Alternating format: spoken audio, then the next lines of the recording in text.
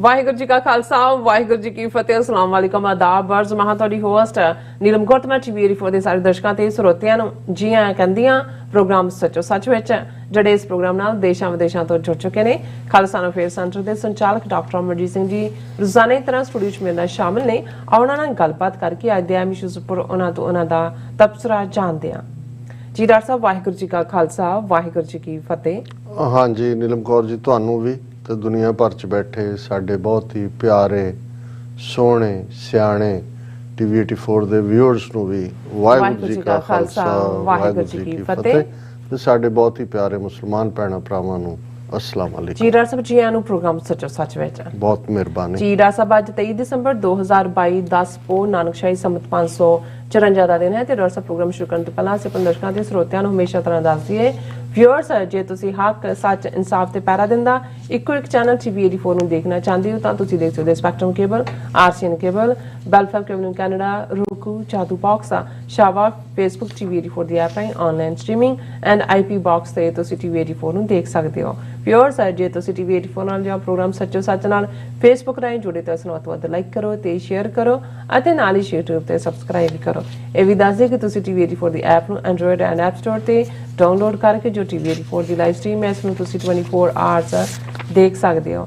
ਸੋ viewers programme ਦੀ ਸ਼ੁਰੂਆਤ ਕਰਨ ਜਾ ਰਹੇ ਹਾਂ ਔਰ ਇਸ ਵੀਕ ਦਾ ਐਂਡ ਵਾਲਾ ਪ੍ਰੋਗਰਾਮ ਕਰਨ ਜਾ ਰਹੇ ਹਾਂ ਔਰ ਅਰਦਾਸ ਕਰਦੇ ਹਾਂ ਜਿਹੜਾ ਤੁਹਾਡਾ ਵੀਕਐਂਡ ਹੈ ਬਹੁਤ ਹੀ ਵਧੀਆ ਗੁਜ਼ਰੇ। ਸੋ ਵਿਊਅਰਸ ਪ੍ਰੋਗਰਾਮ ਦੀ ਸ਼ੁਰੂਆਤ ਕਰਾਂਗੇ ਅੱਜ ਦੀ ਸਪਾਂਸਰਸ਼ਿਪ ਦੇ ਵਾਲੇ ਨਾਲ ਕਿ ਅੱਜ ਦੇ ਪ੍ਰੋਗਰਾਮ ਸੱਚੋ ਸੱਚ ਨੂੰ ਸਪਾਂਸਰ ਕੀਤਾ ਗਿਆ ਹੈ ਵੈਨਕੂਵਰ ਕੈਨੇਡਾ ਤੋਂ ਇੱਕ ਮਾਤਾ ਜੀ ਵੱਲੋਂ। ਸੋ ਉਹਨਾਂ ਨੇ ਆਪਣਾ ਨਾਮ ਗੁਪਤ ਰੱਖਣ ਦੀ ਤਾਕੀਦ ਕੀਤੀ ਹੈ ਔਰ ਟੀਵੀ 84 ਦਾ ਉਹਨਾਂ ਨੇ ਧੰਨਵਾਦ ਕੀਤਾ ਔਰ ਖਾਸ ਕਰਕੇ ਡਾਕਟਰ ਅਮਰਜੀਤ ਦਾ ਧੰਨਵਾਦ ਕੀਤਾ ਹੈ ਔਰ ਕਿਹਾ ਹੈ ਕਿ ਅਸੀਂ ਤਾਂ ਕੰਮਾਂ ਕਾਰਾਂ ਵਿੱਚ ਰੁੱਝੇ ਹੁੰਦੇ ਹਾਂ ਪਰ ਤੁਹਾਡਾ ਸ਼ੋਅ ਦੇਖ ਕੇ ਬਹੁਤ ਜਾਣਕਾਰੀ ਮਿਲਦੀ ਹੈ ਅਤੇ ਕਾਫੀ ਕੁਝ ਸਿੱਖਣ ਨੂੰ ਮਿਲਦਾ ਹੈ। ਮੈਂ ਗੁਰੂ ਸਾਹਿਬ ਦੇ ਸਹਾਰੇ ਹੀ ਜ਼ਿੰਦਗੀ ਕੱਟੀ ਹੈ। ਅਸੀਂ ਗੁਰੂ ਘਰ ਜਾਣ ਲੱਗੇ ਦੇਖਦੇ ਹਾਂ ਕਿ ਅਸੀਂ ਕੀ ਪਹਿਨਿਆ ਹੈ ਔਰ ਉੱਥੇ ਅਸੀਂ ਕਿਵੇਂ ਸੇਵਾ ਕਰਨੀ ਹੈ ਪਰ ਭੁੱਲ ਜਾਂਦੇ ਹਾਂ ਕਿ ਵਾਹਿਗੁਰੂ ਸਿਰਫ ਗੁਰੂ ਘਰ ਨਹੀਂ ਸਗੋਂ ਜ਼ਰੇ ਜ਼ਰੇ ਵਿੱਚ ਜਿਹੜਾ ਵਸਦਾ ਹੈ।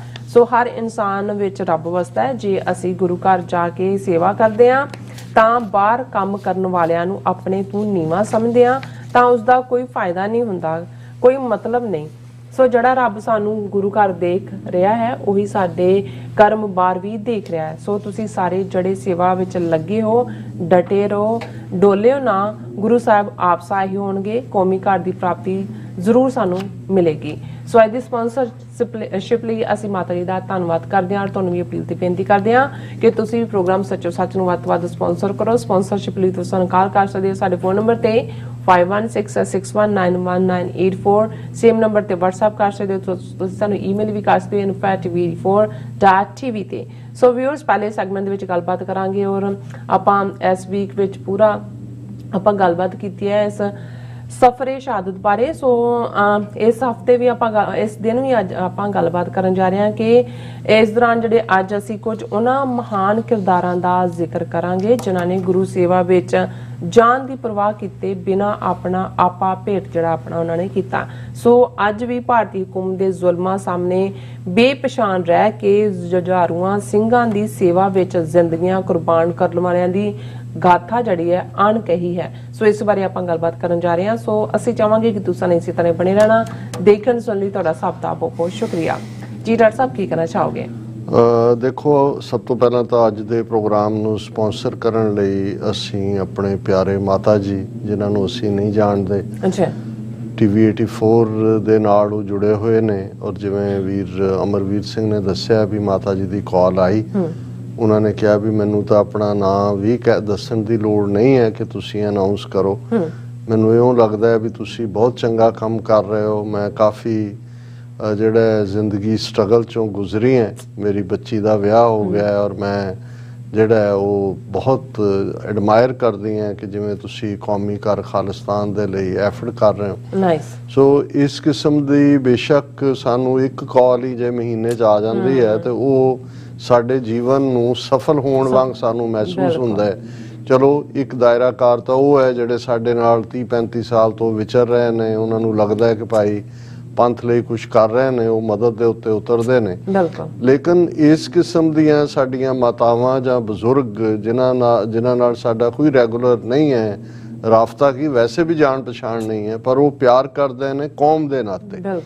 और जिहड़ा नुकता भी माता जी ने कहा, ज़ाहिर है कि वो अपनी अगली जनरेशन नूं सानू सब नूं समझाउण लई भी है कि असी सिर्फ गुरुद्वारा साहबान की हदूद दे विच वो पहरावे का मामला होए जां अदरवाइज असी लंगर दे विच बाल्टी फड़ के सेवा करनी जां प्रशादे वरताना, सानू सुकून मिलता, चंगा लगता भी असी कर रहे हैं। और उत्थे असी सारे बड़े हंबल हो के जिहड़ा हर एक नूं जिहड़ा वो संगत रूप च देखते हैं। पर जिहड़ी गल माता जी ने कही कि जदों असी बाहर निकलते हैं फिर सानू क्यों ये लगता है कि जो कुछ असी बाहर कर रहे हैं उन्होंने रब देख नहीं रहे। और यही मैसेज तो जदों असी गुरु साहब के हवाले नाल बेशक जदों गुरु नानक साहब वेई नदी चों बाहर आए और उन्होंने पहला मैसेज दिता, ना को हिंदू ना मुसलमान।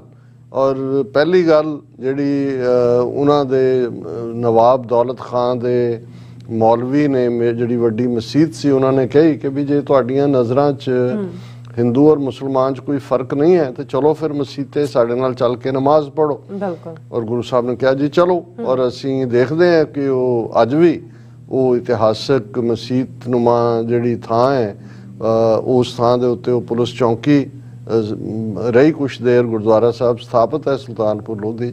और जिवें साडा इतिहास दसदा है कि गुरु साहब जिहड़े ने वो बाकी जिवें नमाजी जिन्हां दे विच नवाब भी और उन्हां दा वजीर भी और मेन जिहड़ा लीड कर रहा सी मौलाना भी वो अपने कर रहे सी, जिवें नमाज पढ़ी सजदा किया फिर खड़े हुए फिर होया। गुरु साहब चुप करके जिहड़े ने वो खड़े रहे देखते रहे उन्हां सारियां वल। और बाद दे विच जदों गुरु साहब नूं उन्हां ने कीता कि भी तुसीं तां तौहीन कीती है ते कि नमाज नहीं पढ़ी, वो कहंदे जी मैं किहदे नाल नमाज पढ़दा। और उन्होंने नवाब नूं कहा भी तूं तां घोड़े खरीद रहा सी कि काबल के बाजारां च कि भाई मैं बंदे भेजे ने घोड़े लैण लई चंगी नस्ल दे लिआउण, एवें ना चुक लिआउण, तेरा तां तू तां कोई रब दे नाल नहीं सी जुड़िया होया। और यही गल उन्होंने जिहड़ा काजी सी उहनूं कहा भी तैनूं तां यही फिक्र पिया सी कि मैं घोड़ी है, घोड़ी ने बछेरा दिता है घर दे नेड़े ही है, एक टोआ भी पट्टिया होया किते बछेरा उहदे च ना डिग पे, मैं किहदे नाल नमाज पढ़दा। और ये साखी बयान करदे हैं भाई वीर सिंह होरां ने याद दहानी करवाई कि असी बहुत खुश होंदे हैं। देखो गुरु नानक अंतरजामी सी, उन्होंने पता लग गया भी नवाब के मन च की चल रहा है जां काजी के मन च की चल रहा है, पर उन्होंने उहदा टाइटल ही दिता सी हाज़री दी नमाज। कि असी जदों बाणी पढ़ते हैं जां जदों गुरुद्वारा साहब जाके असी बैठते हैं, भावें बहन वाले तो मैं जे कहां कि एवरेज अंदर बहन वालियां दा आधा घंटा हुंदा है, बाहर तो कोई लंगर च बैठा है, कोई चारां दा ग्रुप एक पासे खूंजे जो ही गल्लां कर रहे होंदे ने। लेकिन भाई साहब ने याद दहानी करवाई कि ये हाज़री दी नमाज है कि जदों असी हाज़र हुंदे हैं रब दे नां थल्ले असी समझते हैं कि असी कोई रब नूं दे नाल जुड़न वाला काम कर रहे हैं। हाज़री तो मन नाल लगदी है, फिजिकल प्रेजेंस मैटर नहीं करती।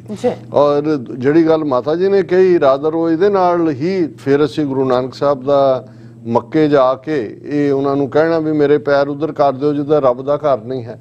हुण ये भी याद दहानी सी ये कहण दे लई कि भाई जिस रब नूं असी हर जर्रे जर्रे दे विच मौजूद देखते हैं, फिर कोई भी काम जिहड़ा असी जिन्हों गुरु साहब ने एक थां याद दहानी करवाई गुरु अर्जन साहब ने कि अनक द्वार दे पर्दे में परदारा संग फाके चित्र गुप्त जब लेखा मांगे कौन पर्दा तेरा टाके। कि भी असी बहुत वारी दरवाजे बंद करके लोगों तो चोरी ओले दे विच जिहड़े कर्म करते हैं वो चोरी है यारी है कोई होर इस किस्म के कर्म ने, असी ये समझते हैं कि भाई कोई देख नहीं रहा, पर जदों हिसाब होना है उदों तो तुसी आंसरेबल हो कि भी तुसी की कर रहे हो। जिन्ना मर्जी तुसी दुनिया च अपना एक इमेज बना के रखोगे, तुसी बड़े भले लोग बड़े संत बड़े उच्चे किरदार दे विचों तुसी सिरे दे चोर और सिरे दे बेईमान हो।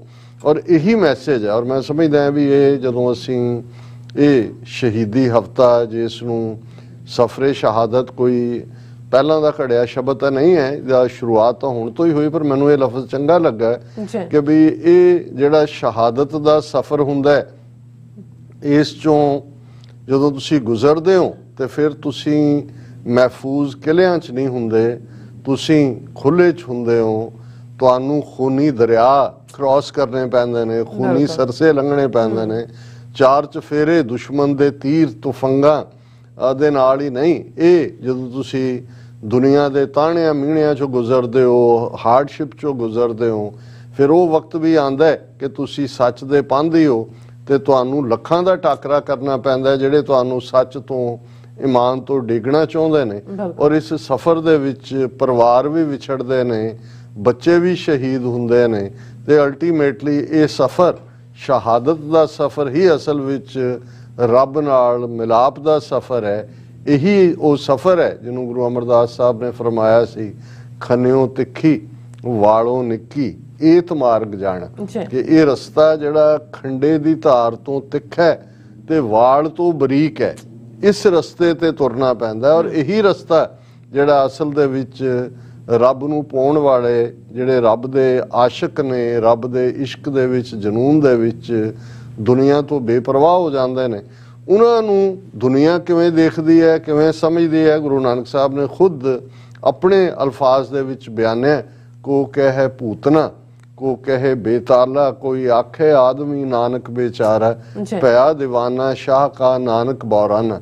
ਇਹ ਬੌਰਾਪਨ, ਇਹ ਸ਼ਦਾਈਪੁਣਾ, ਇਹ ਜਨੂਨ, ਔਰ ਇਸ ਨੂੰ ਕਿਉਂਕਿ ਦੁਨੀਆ ਤਾਂ ਹਿਸਾਬ ਕਿਤਾਬ ਦੀ ਉਸ ਗਿਣਤੀਆਂ ਮਿਣਤੀਆਂ ਦੀ ਹੈ। ਔਰ ਮੈਂ ਅਕਸਰ ਇਹ ਬਿਆਨ ਕਰਦਾ ਕਿ ਜਦੋਂ ਅਸੀਂ ਸ਼ਲੋਕ ਵਾਰਾਂ ਤੇ ਵਧੀਕ 'ਚ ਗੁਰੂ ਨਾਨਕ ਸਾਹਿਬ ਦਾ ਇਹ ਸ਼ਲੋਕ ਪੜ੍ਹਦੇ ਹਾਂ, ਅਸੀਂ ਦੁਹਰਾ ਰਹੇ ਹਾਂ ਆਲਮੋਸਟ ਇਹਨਾਂ ਦਿਨਾਂ 'ਚ ਰੋਜ਼ਾਨਾ ਹੀ, ਕਿ ਜੋ ਤੋ ਪ੍ਰੇਮ ਖੇਲਨ ਕਾ ਚਾਓ, ਸਿਰ ਧਰ ਤਲੀ ਗਲੀ ਮੇਰੀ ਆਓ, ਇਤ ਮਾਰਗ ਪੈਰ ਧਰੀਜੈ, ਸਿਰ ਦੀਜੈ ਕਾਣ ਨਾ ਕੀਜੈ।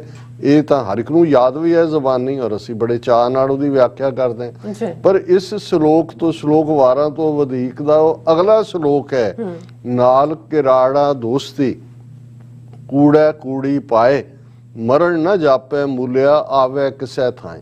ਹੁਣ ਮੈਂ ਬਹੁਤ ਵਾਰ ਤੁਸੀਂ ਪਾਠ ਕਰਦੇ ਹੋ, ਤੁਹਾਡਾ ਧਿਆਨ ਨਹੀਂ ਜਾਂਦਾ, ਮੈਂ ਕਿਹਾ ਵੀ ਇੱਕਦਮ ਇੱਕ ਪਾਸੇ ਗੁਰੂ ਸਾਹਿਬ ਨੇ ਡਿਫਾਈਨ ਕਰ ਦਿੱਤਾ ਕਿ ਜਿਹੜੇ ਪਿਆਰ ਦੀ ਖੇਡ ਖੇਡਣ ਵਾਲੇ ਨੇ, ਸਿਰ ਉਹਨਾਂ ਨੂੰ ਤਲੀ ਤੇ ਰੱਖਣਾ ਪੈਣਾ, ਔਰ ਇਸ ਰਸਤੇ ਤੇ ਆ ਕੇ ਫਿਰ ਹਿਸਾਬ ਕਿਤਾਬ ਵਾਲਾ ਕੰਮ ਨਹੀਂ ਹੈ। ਪਰ ਨਾਲ ਹੀ ਇਹ ਸ਼ਲੋਕ ਦੂਸਰਾ ਜੜ ਦਿੱਤਾ ਕਿ ਨਾਲ ਕਿਰਾੜਾ ਦੋਸਤੀ। ਕਿਰਾੜ ਕਿਸੇ ਨੂੰ ਜਿਹੜਾ ਡੈਨੀਗ੍ਰੇਟ ਕਰਨ ਲਈ ਨਹੀਂ ਹੈ, ਕਿਰਾੜ ਬਿਰਤੀ ਹੈ। ਔਰ ਇਹ ਅਕਸਰ ਜਦੋਂ ਸੁਨਿਆਰ ਮੁਨਿਆਰ ਔਰ ਅਜੇ ਵੀ ਲਹਿੰਦੇ ਪੰਜਾਬ ਜਿਹੜਾ ਦੁਕਾਨਦਾਰ ਹੈ, ਬਾਣੀਏ ਖਾਸ ਤੌਰ ਤੇ ਜਿਹੜੇ ਹਿੰਦੂ ਬਾਣੀਏ ਸੀ, ਉਹਨਾਂ ਦੇ ਲਈ ਲਫ਼ਜ਼ ਹੈ। ਸਿੱਖ ਵੀ ਉਹਦੇ ਕਿਰਾੜ ਲਫ਼ਜ਼ ਇਸਤੇਮਾਲ, ਅਜੇ ਵੀ ਕਿਰਾੜ ਇਸਤੇਮਾਲ ਕਰਦੇ ਨੇ। ਹੁਣ ਕਿਰਾੜ ਕੀ ਹੈ? ਕਿਉਂਕਿ ਬਣਿਕ ਬਿਰਤੀ ਵੀ ਅਸੀਂ ਆਮ ਜ਼ੁਬਾਨ 'ਚ ਕਹਿੰਦੇ ਹਾਂ ਕਿ ਭਾਈ ਇਹ ਤਾਂ ਬਣਿਕ ਬਿਰਤੀ ਹੈ, ਬਾਣੀਏ ਵਾਲੀ ਬਿਰਤੀ ਹੈ। ਹੁਣ ਬਾਣੀਆ ਹਿਸਾਬ ਕਿਤਾਬ ਦੇ ਨਾਲ ਦੇਖਦਾ, ਲਾਭਹਾਨ ਦੇਖਦਾ ਇਸ। ਔਰ ਇਹੀ ਜਿਹਦੇ ਮੈਂ ਅਕਸਰ ਇੱਕ ਦੁਹਰਾਉਂਦਾ ਹੁੰਦਾ ਹੈ ਕਿ ਭਾਈ ਕਿਸੇ ਬਾਣੀਏ ਨੂੰ ਕਿਸੇ ਨੇ ਪੁੱਛਿਆ, ਮਰ ਵੀ ਗਿਆ ਜਦੋਂ, ਕਿ ਲਾਲਾ ਜੀ स्वर्ग में जाओगे कि नरक में? ਉਹਨੇ ਕਿਹਾ ਜੀ 2 ਪੈਸੇ ਜ਼ਿਆਦਾ ਕਹਾਂ ਮਿਲेंगे। ਹੁਣ ਇਹ ਬਣਕ ਬਿਰਤੀ ਹੈ ਕਿ ਜਦੋਂ ਤੁਸੀਂ ਜ਼ਿੰਦਗੀ ਦਾ ਹਿਸਾਬ ਕਿਤਾਬ ਕਰਦੇ ਹੋ ਕਿ ਜੀ ਆ ਮੈਂ ਲੱਗਾ ਕੰਮ ਕਰਨ ਤੇ ਮੈਨੂੰ ਫਾਇਦਾ ਕੀ ਹੋਊਗਾ। ਇਸੇ ਲਈ ਗੁਰੂ ਸਾਹਿਬ ਨੇ ਕਿਹਾ ਵੀ ਇਹ ਜਿਹੜੇ ਫਾਇਦਾ ਲਾਭ ਕਿਰਾੜ ਵਾਲੇ ਨੇ, ਇਹ ਪ੍ਰੇਮ ਖੇਡ ਦੇ ਤੋਂ ਬਾਹਰ ਨੇ। ਪ੍ਰੇਮ ਖੇਡ ਵਾਲੇ ਤਾਂ ਉਹ ਆ ਕੇ ਜਿਹੜੇ ਨੇ ਉਹ ਅੱਗ ਦੇ ਭਬੂਕੇ ਵਾਂਗ ਮੱਚ ਜਾਂਦੇ ਨੇ, ਉਹ ਆਪਣਾ ਆਪਾ ਕੁਰਬਾਨ ਕਰਕੇ। ਇਹ ਵੀ ਮੈਨੂੰ ਕਈ ਵਾਰ ਜਿਹੜੇ ਕਈ ਪ੍ਰਚਾਰਕ ਜਾਂ ਦੂਜੇ ਕਹਿਣਗੇ ਜੀ ਆਹ ਚੰਗਾ ਕੰਮ ਕਰ ਜੋ, ਤੁਹਾਡਾ ਨਾਂ ਦੁਨੀਆ 'ਚ ਰਹਿ ਜਾਏਗਾ। ਮੈਨੂੰ ਇਹ ਵੀ ਕਿਰਾੜ ਹੀ ਲੱਗਦੇ ਹੁੰਦੇ ਨੇ ਕਿ ਬਈ ਇਹ ਵੀ ਕਿਰਾੜਾਂ ਦਾ ਸੌਦਾ ਹੈ, ਕੋਈ ਨਾਮ ਰਹਿਣ ਲਈ ਥੋੜੀ। ਤੁਸੀਂ ਇਹ ਇੱਕ ਪਿਆਰ ਦੀ ਖੇਡ ਹੈ, ਇਹਦੇ 'ਚ ਕੀ ਰਹੇਗਾ ਉਹ ਤਾਂ ਤੁਸੀਂ ਇਹਦੇ 'ਚ ਫਨਾਹ ਹੋ ਜਾਣਾ ਚਾਹੁੰਦੇ ਹੋ, ਤਬਾਹ ਹੋ ਜਾਣਾ ਚਾਹੁੰਦੇ ਹੋ। ਕੋਈ ਇਹ ਔਰ ਕਈ ਸ਼ਹੀਦਾਂ ਦੇ ਆ ਕੇ ਉਹ ਪਤਾ ਨਹੀਂ ਕਿੱਥੋਂ ਕਿਹਦਾ ਕਿਸਿਆ ਪਿਟਿਆ ਹੈ, ਇਹ ਹੈ ਉਹਨੂੰ ਕਹਿਣਗੇ ਜੀ ਸ਼ਹੀਦੋਂ ਕੀ चिताओं पर लगेंगे हर बरस मेले, वतन पे मरने वालों का बस यही बाकी निशान होगा। और ਇਹ ਇਨਫੈਕਟ ਜਿਹਨੇ ਵੀ ਕਿਹਾ ਉਹਨੇ ਤਾਂ ਇਹ ਰਿਡੀਕਿਊਲ ਕੀਤਾ ਹੋਏਗਾ ਸ਼ਾਇਰ ਨੇ ਕਿ ਭਾਈ ਇਹ ਜਿਹੜਾ ਮੇਲੇ ਤੁਸੀਂ ਲਾਣ ਆ ਜਾਂਦੇ ਹੋ ਇੱਥੇ, ਬਸ ਆਹੀ ਸੀ ਤੁਸੀਂ ਸ਼ਹੀਦਾਂ ਦਾ ਵਿਰਸਾ, ਜਿਹੜੇ ਮਰਨ ਵਾਲੇ ਸੀ ਕੌਮ ਤੋਂ, ਵਤਨ ਤੋਂ, ਸੱਚ ਹੱਕ ਇਨਸਾਫ ਤੋਂ, ਸਿਰਫ ਉਹ ਮੇਲਾ ਲਾਣਾ ਹੀ ਤੁਹਾਡਾ ਕੰਮ ਰਹਿ ਗਿਆ ਸੀ। ਉਹਨਾਂ ਦਾ ਮੈਸੇਜ ਕਿੱਥੇ ਹੈ? ਮੈਸੇਜ ਤਾਂ ਇਹ ਹੋਏਗਾ, ਲੇਕਿਨ ਉਹ ਇਸ ਗੱਲ ਨੂੰ ਵੱਡਾ ਕਰਕੇ ਦੱਸਣ ਦੇਖੋ ਜੀ ਮੇਲੇ ਲੱਗ ਰਹੇ ਨੇ ਔਰ ਇਹ ਉਹਨਾਂ ਨੂੰ ਬਹੁਤ ਯਾਦ ਕੀਤਾ ਜਾ ਰਿਹਾ। ਹੁਣ ਇਹੀ ਗੱਲ ਗੁਰੂ ਨਾਨਕ ਸਾਹਿਬ ਨੇ ਯਾਦ ਦਹਾਨੀ ਕਰਵਾਏ ਕਿ ਨਾਲ ਕਿਰਾੜਾ ਦੋਸਤੀ ਕੂੜਾ ਕੂੜੀ ਪਾਏ। ਜੇ ਤੁਸੀਂ ਕਿਰਾੜ ਬਿਰਤੀ ਹੋਵੋਗੇ, ਹਾਣ ਲਾਭ ਵਿਚਾਰ ਕੇ ਜਿਹੜਾ ਇਸ ਪਾਸੇ ਹੋਵੋਗੇ, ਫਿਰ ਤੁਸੀਂ ਕੂੜ ਦੇ ਨਾਲ ਹੀ ਖੜੋਗੇ। ਔਰ ਕੂੜ ਦੇ ਵਿੱਚ ਹੀ ਪਏ ਰਹੋਗੇ, ਕੂੜ ਦੇ ਵਿੱਚ ਹੀ ਜਿਹੜੇ ਤਬਾਹ ਹੋਏਗੇ।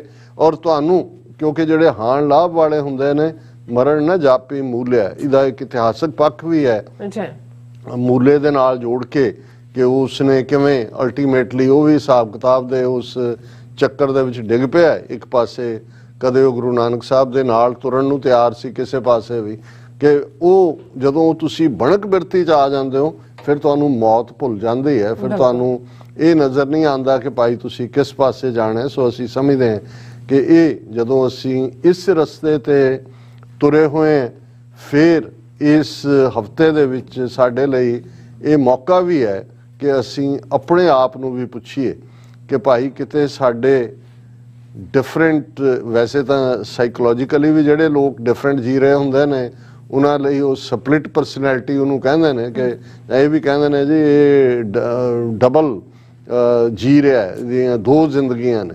ਲੇਕਿਨ ਮੈਨੂੰ ਤਾਂ ਕਈ ਵਾਰੀ ਲੱਗਦਾ ਹੁੰਦਾ ਵੀ ਡਬਲ ਕੀ, ਅਸੀਂ ਤਾਂ ਪਤਾ ਨਹੀਂ ਕਿੰਨੇ ਮਲਟੀਪਲ ਪਰਸਨੈਲਿਟੀਜ਼ ਜੀ ਰਹੇ ਹੁੰਦੇ ਆ। ਅਸੀਂ ਉਹੀ ਗੱਲ ਕਿਤੇ ਕਹਿੰਦੇ ਆ ਜੋ ਅਗਲਾ ਸੁਣਨਾ ਚਾਹੁੰਦਾ ਹੈ। ਸੱਚ ਦੇ ਉੱਤੇ ਜਿਹੜਾ ਸੱਚ ਬੋਲਣ ਵਾਲਾ ਐਵੇਂ ਥੋੜੀ ਉਹਨਾਂ ਕਿਹਾ ਵੀ ਸੱਚ ਜਿਹੜਾ ਹੈ ਉਹ ਨੰਗਾ ਹੁੰਦਾ ਜਾਂ ਸੱਚ ਕੌੜਾ ਲੱਗਦਾ। ਇਸ ਲਈ ਲੱਗਦਾ ਕਿਉਂਕਿ ਅਸੀਂ ਉਸ ਜੀਵਨ ਦੇ ਵਿੱਚ ਜੀ ਰਹੇ ਹਾਂ ਜਿੱਥੇ ਸੱਚ ਹੋਰ ਹੈ ਤੇ ਜੋ ਅਸੀਂ ਪ੍ਰੈਜ਼ੈਂਟ ਕਰ ਰਹੇ ਹਾਂ ਉਹ ਗੱਲ ਹੋਰ ਹੈ।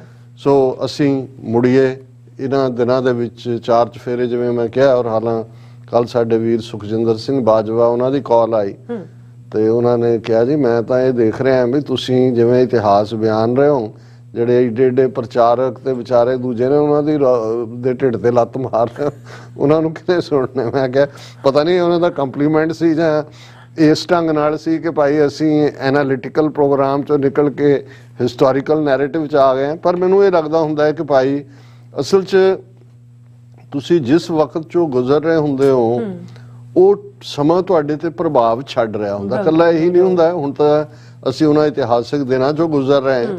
ਹੁਣ ਜਿਨ੍ਹਾਂ ਨੇ ਰਾਗ ਬਣਾਏ, ਔਰ ਹਰ ਅੱਡ-ਅੱਡ ਸਮੇਂ ਦਾ ਰਾਗ ਹੈ। ਜੇ ਰਾਗ ਆਸਾ ਸਵੇਰ ਦਾ ਰਾਗ ਹੈ, ਦੁਪਹਿਰ ਵੇਲੇ ਕਿਹੜਾ ਰਾਗ ਹੈ, ਸ਼ਾਮ ਨੂੰ ਕੀ ਰਾਗ ਹੈ, ਕਿਉਂਕਿ ਇੱਕ ਤਾਂ ਜਿਹੜਾ ਈਵਨ ਦਿਨ ਵੀ ਬੀਤ ਰਿਹਾ ਹੁੰਦਾ ਹੈ ਉਹਦੇ 'ਚ ਜੋ ਸਵੇਰ ਦਾ ਮਾਹੌਲ ਹੁੰਦਾ ਹੈ। ਜੇ ਗੁਰੂ ਸਾਹਿਬ ਨੇ ਇਸ ਨੂੰ ਅੰਮ੍ਰਿਤ ਵੇਲਾ ਕਿਹਾ, ਅਸੀਂ ਬਹੁਤ ਸਾਰੇ ਜਿਹੜੇ ਆ ਭਾਗਹੀਣ ਹੈ ਕਿ ਅਸੀਂ ਇਸ ਅੰਮ੍ਰਿਤ ਵੇਲੇ ਨੂੰ ਨਹੀਂ ਸੰਭਾਲ ਪਾਉਂਦੇ ਹਾਂ। ਜ਼ਿੰਦਗੀ ਦਾ ਸਟਾਈਲ ਇਸ ਕਿਸਮ ਦਾ, ਮੈਂ ਵੀ ਉਹਨਾਂ 'ਚ ਸ਼ਾਮਲ ਹਾਂ, ਮੈਂ ਬਹੁਤ ਵਾਰ ਰਿਗਰੈਟ ਵੀ ਕਰਦਾ। ਲੇਕਿਨ ਜੇ ਉਹ ਅੰਮ੍ਰਿਤ ਵੇਲਾ ਹੈ ਤੇ ਜੋ ਉਸ ਵੇਲੇ ਦੀਆਂ ਤਰੰਗਾਂ ਨੇ, ਜੋ ਉਸ ਵੇਲੇ ਦਾ ਮਾਹੌਲ ਸੁਰਤ ਦੇ ਉੱਤੇ ਹੈ, ਉਹ ਉਸ ਵੇਲੇ ਹੀ ਹੋ ਸਕਦਾ। ਜਿਉਂ-ਜਿਉਂ ਦਿਨ ਚੜ੍ਹਦਾ ਹੈ ਖੰਡਾ ਤੁਹਾਡੀ ਸੁਰਤ ਦਾ ਵੀ ਹੁੰਦਾ ਹੈ। ਔਰ ਇਸੇ ਲਈ ਹਰ ਵਕਤ ਦਾ ਰਾਗ ਹੈ। ਦੁਪਹਿਰ ਦਾ ਵੱਖਰਾ ਰਾਗ ਹੈ, ਜਦੋਂ ਸੂਰਜ ਡੁੱਬ ਰਿਹਾ ਹੈ ਉਦੋਂ ਵੱਖਰਾ ਹੈ, ਔਰ ਰਾਤ ਦਾ ਰਾਗ ਜਿਹੜਾ ਉਹ ਵੱਖਰਾ ਹੈ। ਹੁਣ ਜੇ ਮਨ ਦੀਆਂ ਤੰਦਾਂ ਦੇ ਉੱਤੇ, ਮਨ ਦੇ ਸਾਡੇ ਅੰਦਰਲੇ ਬਹਾਅ ਦੇ ਉੱਤੇ ਇੰਨਾ ਜਿਹੜਾ ਸੂਖਮ ਅਸਰ ਹੁੰਦਾ ਹੈ ਜੋ ਵੀ ਚੱਲ ਰਿਹਾ ਹੈ, ਔਰ ਕਿਵੇਂ ਜਿਹੜਾ ਰਾਗ ਸਾਡੇ ਮੂਡ ਨੂੰ ਬਦਲਦਾ ਹੈ, ਤੇ ਫਿਰ ਅਸੀਂ ਇਹ ਦੇਖੀਏ ਵੀ ਜੇ ਸੱਚਮੁੱਚ ਅਸੀਂ ਉਸ ਇਤਿਹਾਸ ਨੂੰ ਜੀ ਰਹੇ ਹੋਈਏ, ਜਿਵੇਂ ਅੱਜ ਕੱਲ ਇਹ ਚੱਲ ਰਹੇ ਨੇ ਦਿਨ ਅਨੰਦਪੁਰ ਦੇ ਕਿਲੇ ਦੇ ਛੱਡਣ ਤੋਂ, ਸਾਹਿਬਜ਼ਾਦਿਆਂ ਦੀ ਸ਼ਹਾਦਤ ਔਰ ਦੂਸਰਾ, ਤੇ ਫਿਰ ਹੁਣ ਬਹੁਤ ਵਾਰ ਜਿਵੇਂ ਮੈਂ ਅਕਸਰ ਇਹਨਾਂ ਦਿਨਾਂ 'ਚ ਜ਼ਿਕਰ ਕੀਤਾ ਕਿ ਇਤਿਹਾਸ ਦਾ ਇੱਕ ਵੱਡਾ ਸੋਮਾ ਸਾਡਾ ਸਰਸਾ ਦੇ ਭੇਟਾ ਚੜ ਗਿਆ, ਖੂਨੀ ਸਰਸਾ। ਔਰ ਜਿਹਨੂੰ ਮੈਂ ਇੱਕ ਵਿਦਿਆ ਸਾਗਰ ਗ੍ਰੰਥ 32 ਮਣ ਦਾ ਕਿਹਾ ਸੀ, ਮੈਂ ਕਿਤੇ 32 ਪੜ੍ਹਿਆ ਸੀ, ਪਰ ਇੱਕ ਦੋ ਦਿਨ ਪਹਿਲਾਂ ਹੀ ਮੈਂ ਕਿਤੇ ਹੋਰ ਉਹਨੂੰ ਡਬਲ ਚੈੱਕ ਕਰ ਰਿਹਾ ਸੀ ਕਿ ਉਹਨੂੰ ਭਾਈ ਸੰਤੋਖ ਸਿੰਘ ਹੋਰਾਂ ਨੇ 9 ਮਣ ਦਾ ਗ੍ਰੰਥ ਵੀ ਕਿਹਾ। ਪਰ ਜੋ ਵੀ ਮਣ 9 ਸੀ ਜਾਂ 32 ਸੀ, ਲੇਕਿਨ ਇਹ ਹੈ ਵੀ ਉਹ ਕੱਲਾ ਇੱਕ ਨਹੀਂ ਸੀ, ਬਹੁਤ ਸਾਰਾ ਜਿਹੜਾ ਇਤਿਹਾਸ। ਹੁਣ 10ਵੇਂ ਪਾਤਸ਼ਾਹ ਲਗਭਗ 9 ਸਾਲ ਦੀ ਉਮਰ 'ਚ ਗੁਰਗੱਦੀ ਤੇ ਬੈਠਦੇ ਨੇ, ਔਰ ਜੇ ਉਹਨਾਂ 42 ਸਾਲ ਦੀ ਉਮਰ 'ਚ ਜੋਤੀ ਜੋਤ ਸਮਾਉਂਦੇ ਨੇ। ਸਿਰਫ ਉਹਨਾਂ ਦਾ 2.5 ਸਾਲ ਦੇ ਲਗਭਗ ਦਾ ਪੀਰੀਅਡ ਹੈ ਜਦੋਂ ਕਿ ਉਹ ਪੌਂਟਾ ਸਾਹਿਬ ਜਿਹੜਾ ਉਹਨਾਂ ਨੇ ਵਸਾਇਆ ਉੱਥੇ ਰਹੇ। ਉੱਥੇ ਵੀ 52 ਕਵੀ ਔਰ ਬਹੁਤ ਸਾਰੀਆਂ ਰਚਨਾਵਾਂ ਹੁੰਦੀਆਂ ਨੇ। ਔਰ ਫਿਰ ਅਸੀਂ ਦੇਖਦੇ ਹਾਂ ਕਿ 1704 'ਚ ਜਦੋਂ ਅਨੰਦਪੁਰ ਸਾਹਿਬ ਉਹ ਛੱਡਦੇ ਨੇ ਤੇ 1708 'ਚ ਜੋਤੀ ਜੋਤ ਸਮਾਉਂਦੇ ਨੇ। ਸੋ ਇਹ ਆਲਮੋਸਟ ਜਿਹੜੇ 4 ਸਾਲ ਦਾ ਇਹ ਪੀਰੀਅਡ ਹੈ ਜਦੋਂ ਗੁਰੂ ਸਾਹਿਬ ਅਨੰਦਪੁਰੀ ਤੋਂ ਬਾਹਰ ਰਹੇ, ਔਰ 2.5 ਸਾਲ ਤੁਸੀਂ ਪੌਂਟਾ ਸਾਹਿਬ ਦਾ, 6.5 ਸਾਲ ਇਹ ਕੱਢ ਕੇ, ਸੋ 30+ ਈਅਰਸ ਜਿਹੜੇ ਨੇ ਲਗਭਗ 32-33 ਸਾਲ ਗੁਰੂ ਸਾਹਿਬ ਅਨੰਦਪੁਰ ਸਾਹਿਬ ਦੀ ਧਰਤੀ ਤੇ ਰਹੇ ਨੇ। ਹੁਣ ਉਸ ਸਾਰੇ ਪੀਰੀਅਡ 'ਚ ਜੋ ਕੁਝ ਵੀ 52 ਕਵੀ ਤਾਂ ਸ਼ੁਰੂ ਤੋਂ ਹੀ ਸ਼ੁਰੂ ਹੋ ਜਾਂਦੇ ਨੇ, ਕਿਉਂਕਿ ਜਦੋਂ ਗੁਰੂ ਸਾਹਿਬ ਪੌਂਟਾ ਸਾਹਿਬ ਨੇ ਉਦੋਂ ਬਿਲਕੁਲ ਯੰਗ ਉਮਰ ਹੈ, ਅਰਲੀ 20s ਨੇ। ਸੋ ਉਹ ਸਾਰਾ ਇਤਿਹਾਸਕ ਸਰੋਤ ਸਾਡੇ ਚਲੇ ਗਏ ਜੀ। ਸੀਨਾ ਬਸੀਨਾ ਕੁਛ ਜਿਹੜਿਆਂ ਦੀ ਕੁਛ ਨਕਲ ਹੋਈ, ਜਿਹੜੀਆਂ ਕਾਪੀਜ਼ ਸੀ ਉਹਨਾਂ ਦੇ ਨਾਲ ਜੁੜੀ ਹੋਈ ਗੱਲ। ਔਰ ਫਿਰ ਅਸੀਂ ਦੇਖਦੇ ਹਾਂ ਕਿ ਜਦੋਂ ਮੈਂ ਸਮੇਂ ਦੇ ਵਿੱਚ ਕਿਵੇਂ ਤੁਸੀਂ ਵਿਜ਼ਿਟ, ਹੁਣ ਜਿਹੜਾ ਮੁਲਾਂਕਣ ਉਸ ਸਮੇਂ ਦੇ ਇਤਿਹਾਸ ਦਾ, ਜੇ ਮੈਂ 20ਵੀਂ ਸਦੀ ਦੀ ਗੱਲ ਕਰਾਂ, ਜਦੋਂ ਸੁਰਤ ਦੇ ਖੰਭਾਂ ਦੀ ਗੱਲ ਕਰਦੇ ਹਾਂ, ਸੁਰਤ ਤੁਹਾਡਾ ਅਨੁਭਵ ਹੈ ਜੀ। ਹੁਣ ਭਾਈ ਵੀਰ ਸਿੰਘ ਜੀ ਨੇ ਗੁਰੂ ਨਾਨਕ ਚਮਤਕਾਰ, ਅਸ਼ਟਗੁਰੂ ਚਮਤਕਾਰ, ਕਲਗੀਧਰ ਚਮਤਕਾਰ ਇਹ ਲਿਖੇ। ਔਰ ਬਹੁਤ ਸਾਰਾ ਅਨੰਦਪੁਰ ਸਾਹਿਬ ਦਾ ਇਤਿਹਾਸ, ਜਿਨ੍ਹਾਂ 'ਚ ਕੁਝ ਕਰੈਕਟਰ ਬੇਸ਼ੱਕ ਤੁਹਾਨੂੰ ਕਿਸੇ ਹਿਸਟੋਰੀਕਲ ਸੋਰਸ 'ਚੋਂ ਸਜੀਵ ਹੁੰਦੇ ਜਾਂ ਉਹਨਾਂ ਦੇ ਸਬੂਤ ਨਹੀਂ ਮਿਲਦੇ, ਪਰ ਭਾਈ ਵੀਰ ਸਿੰਘ ਸੁਰਤ ਦੇ ਖੰਭਾਂ ਤੇ ਜਾ ਕੇ ਮਾਨੋ ਅਨੰਦਪੁਰ ਦੀ ਧਰਤੀ ਤੋਂ ਉਹਨਾਂ ਕਰੈਕਟਰਸ ਨੂੰ ਬਿਆਨਦੇ ਨੇ। ਔਰ ਉਹਨੂੰ ਬੜਾ ਉਹਨਾਂ ਨੇ ਅੰਦਾਜ਼ ਤਾਂ ਉਹਨਾਂ ਦਾ ਬਿਆਨਣ ਦਾ ਡਰਾਮਾਈ ਹੈ।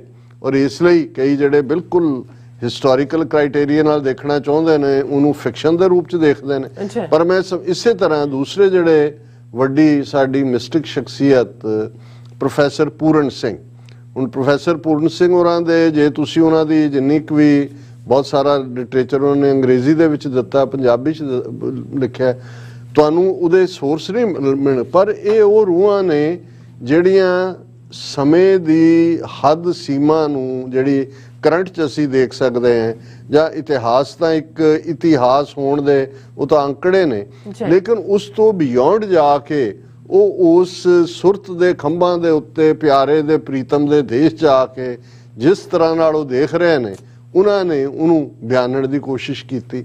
ਔਰ ਇਹਨਾਂ ਸਾਰਿਆਂ 'ਚੋਂ ਜਿਹੜੇ ਉਹ ਕਿਰਦਾਰ ਨਿਕਲਦੇ ਨੇ, ਉਹ ਬੇਸ਼ੱਕ ਹੁਣ ਮੈਂ ਦੇਖ ਰਿਹਾ ਵੀ ਜਿਹੜਾ ਜਦੋਂ ਦਾ ਸਫਰੇ ਸ਼ਹਾਦਤ ਨਗਰ ਕੀਰਤਨ ਦਾ ਰੂਪ ਸ਼ੁਰੂ ਹੋਇਆ, ਬਹੁਤ ਸਾਰੇ ਜਿਹੜੇ ਨੇ ਪ੍ਰਚਾਰਕ ਕੁਛ ਕਰੈਕਟਰਸ ਨੂੰ ਡਿੱਗ ਕਰ ਰਹੇ ਨੇ, ਕੁਛ ਉਹਦੇ 'ਚ ਥੋੜ੍ਹਾ ਜਿਹਾ ਮਿਰਚ ਮਸਾਲਾ ਵੀ ਲਾਇਆ ਹੁੰਦਾ ਹੈ। ਪਰ ਚਲੋ ਇਹ ਜਿਹੜਾ ਕਥਾਨਾਕ ਹੁੰਦਾ ਹੈ, ਕਥਾ ਜਾਂ ਕਿੱਸਾਕਾਰੀ ਹੁੰਦੀ ਹੈ, ਜਾਂ ਸਾਡੇ ਜਿਵੇਂ ਢਾਡੀਆਂ ਦਾ ਸੀ, ਉਹਨਾਂ ਨੂੰ ਇੰਨੀ ਕੁ ਲਿਬਰਟੀ ਹੁੰਦੀ ਹੈ ਕਿਉਂਕਿ ਉਹਨਾਂ ਨੇ ਜਿਹੜਾ ਉਹ ਸੰਗਤ ਨੂੰ ਬੰਨ੍ਹ ਕੇ ਵੀ ਰੱਖਣਾ ਔਰ ਉਸ ਦੇ ਨਾਲ ਨਾਲ ਉਹਨਾਂ ਦਾ ਹਰ ਅੰਦਾਜ਼। ਔਰ ਇਹਨੂੰ ਮੈਂ ਇਵੇਂ ਹੀ ਦੇਖਦਾ, ਕੁਛ ਜਿਹੜੀਆਂ ਅੱਜ ਕੱਲ੍ਹ ਇੰਟਰਪ੍ਰੀਟੇਸ਼ਨਸ ਨੇ ਕਿ ਜਿਵੇਂ ਖਾਸ ਤੌਰ 'ਤੇ ਜਿਨ੍ਹਾਂ ਜ਼ਮਾਨਿਆਂ ਦੇ ਜਦੋਂ ਇਹ ਕਰਬਲਾ ਦੇ ਮੈਦਾਨ ਦਾ ਜ਼ਿਕਰ ਹੁੰਦਾ ਹੈ, ਔਰ ਸਾਡੇ ਖਾਸ ਤੌਰ 'ਤੇ ਸ਼ੀਆ ਮੁਸਲਮਾਨ ਭਰਾ ਉਸ ਪੀਰੀਅਡ ਦੇ ਵਿੱਚ ਮਰਸੀਏ ਪੜ੍ਹਦੇ ਨੇ, ਹਸਨ ਹੁਸੈਨ ਉਹਨਾਂ ਦੀ ਕੁਰਬਾਨੀ, ਔਰ ਦੂਜੇ ਉਹਦੇ 'ਚ ਫਿਰ ਉਹਨਾਂ ਦੇ ਖਾਸ ਕਿੱਸਾਕਾਰ ਵੀ ਜਿਹੜੇ ਨੇ ਮਰਸੀਆ ਪੜ੍ਹਨ ਵਾਲੇ ਦੂਰੋਂ ਦੂਰੋਂ ਆਏ, ਉਹ ਉਹਨਾਂ ਦੀ ਇੱਕ ਆਪਣੀ ਐਕਸਪਰਟੀਜ਼ ਹੁੰਦੀ ਹੈ।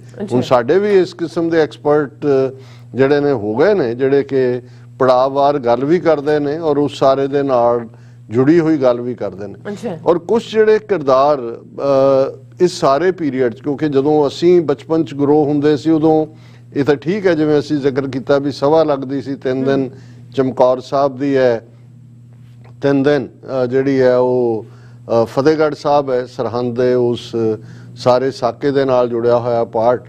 ਔਰ ਲੋਕ ਜ਼ਮੀਨ ਤੇ ਸੌਂਦੇ ਸੀ, ਗੁਰਬਾਣੀ ਕੀਰਤਨ। ਪਰ ਉਹਨਾਂ ਜ਼ਮਾਨਿਆਂ 'ਚ ਵੀ ਅਜੇ ਸਾਰੀ ਰਾਤ ਕੀਰਤਨ ਦਰਬਾਰ ਜਾਂ ਢਾਡੀ ਦਰਬਾਰ ਜਾਂ ਇੰਨਾ ਕੁ ਨਹੀਂ ਸੀ ਉਹ ਜਿੰਨੀ ਸ਼੍ਰੋਮਣੀ ਕਮੇਟੀ ਦੇ ਹੁੰਦੇ ਸੀ। ਇਹੀ ਕਾਰਨ ਹੈ ਕਿ ਬਹੁਤ ਵਾਰ ਜਿੰਨਾ ਉਸ ਜਨਰੇਸ਼ਨ ਨੂੰ ਇਤਿਹਾਸ ਯਾਦ ਹੈ, ਉਹ ਮੱਸਿਆ ਤੇ ਪੂਰਨਮਾਸ਼ੀ ਮੱਸਿਆ ਲੱਗਦੀ ਸੀ, ਤਰਨਤਾਰਨ ਮੱਸਿਆ ਦਾ ਦੀਵਾਨ ਹੈ, ਜਾਂ ਜਿਨ੍ਹਾਂ ਨੇ ਖਾਸ ਤੌਰ 'ਤੇ ਆਉਣਾ ਉਹ ਅੰਮ੍ਰਿਤਸਰ ਇਹ ਨਹੀਂ ਸੀ ਸਿਰਫ ਮੱਥਾ ਟੇਕਣ ਜਾਂਦੇ ਸੀ, ਜਿਵੇਂ ਅੱਜ ਬਹੁਤ ਵਾਰੀ ਹੁੰਦਾ ਕਿ ਵੀ ਲੱਖਾਂ ਲੋਕ ਆਉਣ ਵਾਲੇ ਨੇ, ਤੁਹਾਨੂੰ ਅੰਦਰ ਜਾਣ ਦਾ ਹੀ 1.5 ਘੰਟਾ ਲੱਗ ਜਾਂਦਾ।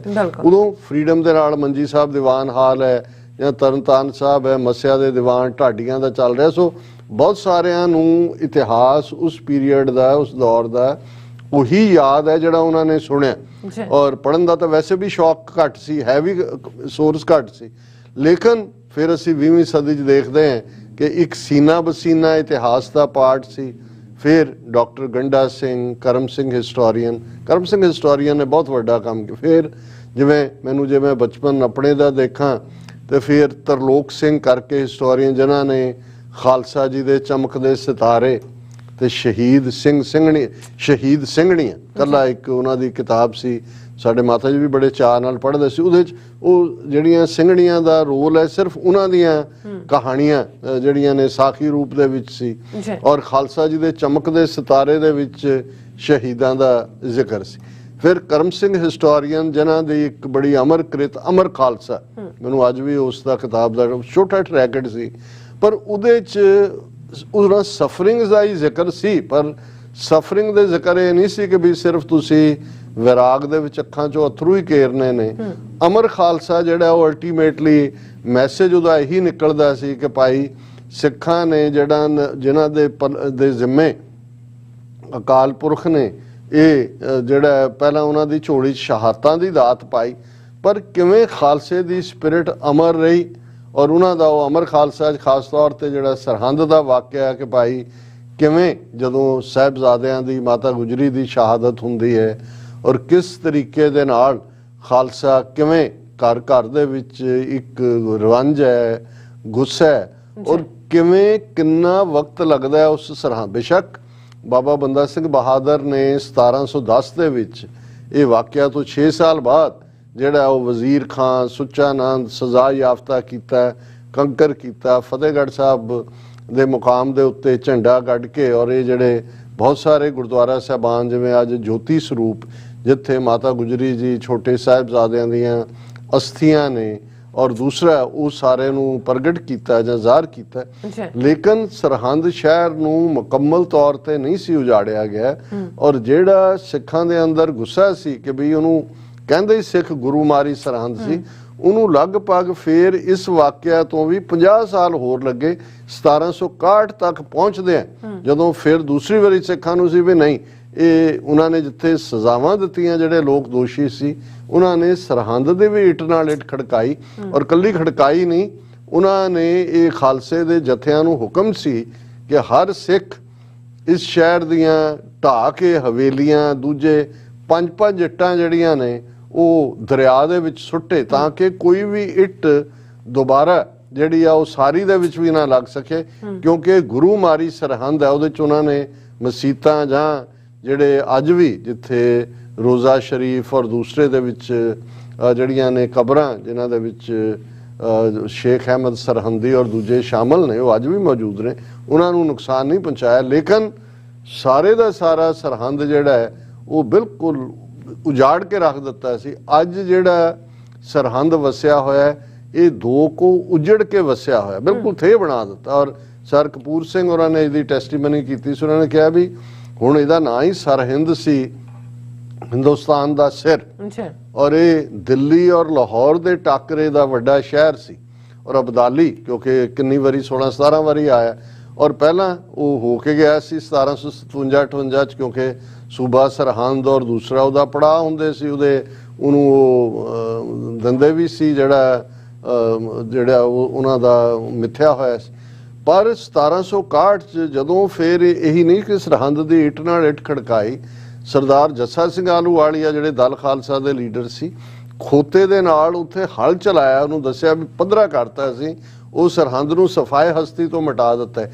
Sir Kapur Singh Persian source ਨੂੰ ਕੋਟ ਕਰਕੇ ਕਹਿੰਦੇ ਸੀ ਕਿ ਅਗਲੇ ਹਮਲੇ ਵੇਲੇ ਜਦੋਂ ਅਬਦਾਲੀ ਆਇਆ ਤੇ ਉਹਨੇ ਦੇਖਿਆ ਕਿ ਵੀ ਦਿੱਲੀ ਤੇ ਲਾਹੌਰ ਦੇ ਟਾਕਰੇ ਦਾ ਸਰਹੰਦ ਕਿੱਥੇ ਚਲਾ ਗਿਆ, ਕਿ ਉੱਥੇ ਉਹਨਾਂ ਨੇ ਕਿਹਾ ਵੀ there was not a brick over brick in the whole city, ਕਿ ਉਹ ਸਾਰੇ ਉਜੜਿਆ ਹੋਇਆ ਥੇ ਬਣਿਆ, ਔਰ ਉਹਦੀਆਂ ਇੱਟਾਂ ਵੀ ਨਹੀਂ ਲੱਭਦੀਆਂ, ਕਿਤੇ ਇਹ ਵੀ ਨਹੀਂ ਕਿ ਇੱਟ ਦੇ ਉੱਤੇ ਇੱਟ ਪਈ ਹੋਏ। ਔਰ ਉਹ ਅਮਰ ਖਾਲਸਾ ਸਰ ਕਰਮ ਸਿੰਘ ਹਿਸਟੋਰੀਅਨ ਕਹਿੰਦੇ ਨੇ ਕਿ ਉਹ ਉਜੜ ਕੇ ਵਸੀ ਸਰਹੰਦ ਖਾਲਸੇ ਦੀ ਦ੍ਰਿੜਤਾ ਦਾ ਮੈਸੇਜ ਦਿੰਦੀ ਹੈ ਕਿ ਨੋ ਮੈਟਰ ਕਿੰਨੀਆਂ ਹਾਰਡਸ਼ਿਪਸ ਆਣ, ਨੋ ਮੈਟਰ ਕਿੰਨੇ ਜਿਹੜੀਆਂ ਨੇ ਤਾਕਤਵਰ ਤਾਕਤਾਂ ਜੋ ਖਾਲਸੇ ਦਾ ਨਾਮੋ ਨਿਸ਼ਾਨ ਮਿਟਾਉਣਾ ਚਾਹੁੰਦੀਆਂ ਸੀ, ਖਾਲਸੇ ਨੇ ਉਹਨਾਂ ਦੇ ਵਸਾਏ ਸ਼ਹਿਰਾਂ ਦਾ ਨਾਮੋ ਨਿਸ਼ਾਨ ਮਿਟਾ ਦਿੱਤਾ। ਇਹ ਅਮਰ ਖਾਲਸਾ। ਔਰ ਮੈਂ ਸੱਚਮੁੱਚ ਜਦੋਂ ਦੇਖਦਾ ਕਿ ਐਟਰਨਲ ਕੈਰੈਕਟਰ ਦੀ ਗੱਲ ਕਰਦੇ ਹਾਂ, ਅਸੀਂ ਕੱਲ ਗੱਲ ਕੀਤੀ ਸੀ ਕਿ ਜੀ ਕਿਵੇਂ ਚਿਜ਼ਲਿੰਗ ਹੋਈ ਖਾਲਸੇ ਦੀ, ਕਿ ਟਿਲ ਐਟਰਨਿਟੀ ਜਿਹਨੇ ਕਾਇਮ ਰਹਿਣਾ। ਜੇ ਇਹ ਸਫਰੇ ਸ਼ਹਾਦਤ ਨਾ ਹੁੰਦਾ, ਸਰਹੰਦ ਦੀ ਕੰਧ ਨਾ ਹੁੰਦੀ, ਤੇ ਅਸੀਂ ਕਦੇ ਵੀ ਇਹ ਮਾਣ ਨਾਲ ਨਾ ਕਹਿ ਸਕਦੇ ਕਿ 7 ਤੇ 9 ਸਾਲ ਦੇ ਸਾਹਿਬਜ਼ਾਦਿਆਂ ਨੇ ਸਿੱਖੀ ਦੀ ਨੀਂਹ ਪਤਾਲ 'ਚ ਰੱਖੀ ਹੈ, ਕਿ ਭਾਈ ਉਹਨਾਂ ਨੇ, ਔਰ ਇਹੀ ਸਬਕ ਉਹਨਾਂ ਨੂੰ ਮਾਤਾ ਗੁਜਰੀ ਜੀ ਨੇ ਜਦੋਂ ਫਾਈਨਲ ਡੇ, ਕਿਉਂਕਿ ਸੋਮਵਾਰ ਦਾ ਪ੍ਰੋਗਰਾਮ ਅਸੀਂ ਕਰਾਂਗੇ ਜਿਹੜਾ ਕਿ 25 ਤਰੀਕ ਦਾ ਉਹਨਾਂ ਦੀ ਸ਼ਹਾਦਤ ਨੂੰ ਸਮਰਪਿਤ ਹੈ। ਅੱਛਾ। ਔਰ ਉਹਨਾਂ ਨੂੰ ਤੁਰਨ ਲੱਗਿਆ ਉਹਨਾਂ ਨੇ ਇਹੀ ਗੱਲ ਦ੍ਰਿੜ ਕਰਵਾਈ ਸੀ ਕਿ ਮੇਰੇ ਪੋਤਰਿਓ, ਹਮਰੇ ਬੰਸ ਰੀਤ ਇਹ ਆਈ, ਸੀਸ ਜਾਏ ਪਰ ਧਰਮ ਨਾ ਜਾਈ। ਕਿ ਆਪਣੇ ਦਾਦੇ ਵੱਲ ਦੇਖੋ, ਗੁਰੂ ਤੇਗ ਬਹਾਦਰ ਸਾਹਿਬ ਵੱਲ, ਸੀਸ ਦਿਆ ਪਰ ਸਿਰ ਨਾ ਦਿਆ।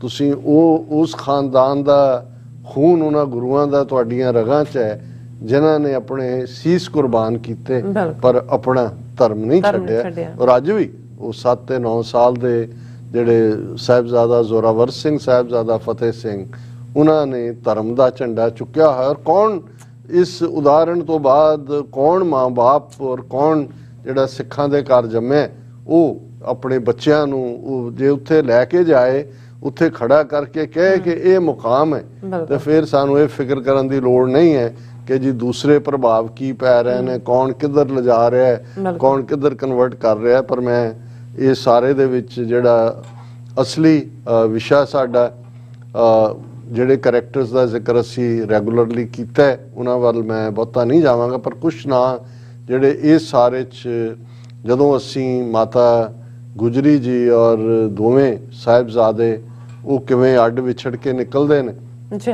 ਔਰ ਉਹਨਾਂ ਦੇ ਵੱਲੋਂ ਇੱਕ ਰਾਤ ਕੁੰਮਾ ਮਾਸ਼ਕੀ ਉਹਦੀ ਝੁੱਗੀ 'ਚ ਗੁਜ਼ਾਰਨ ਦਾ ਜ਼ਿਕਰ ਹੈ।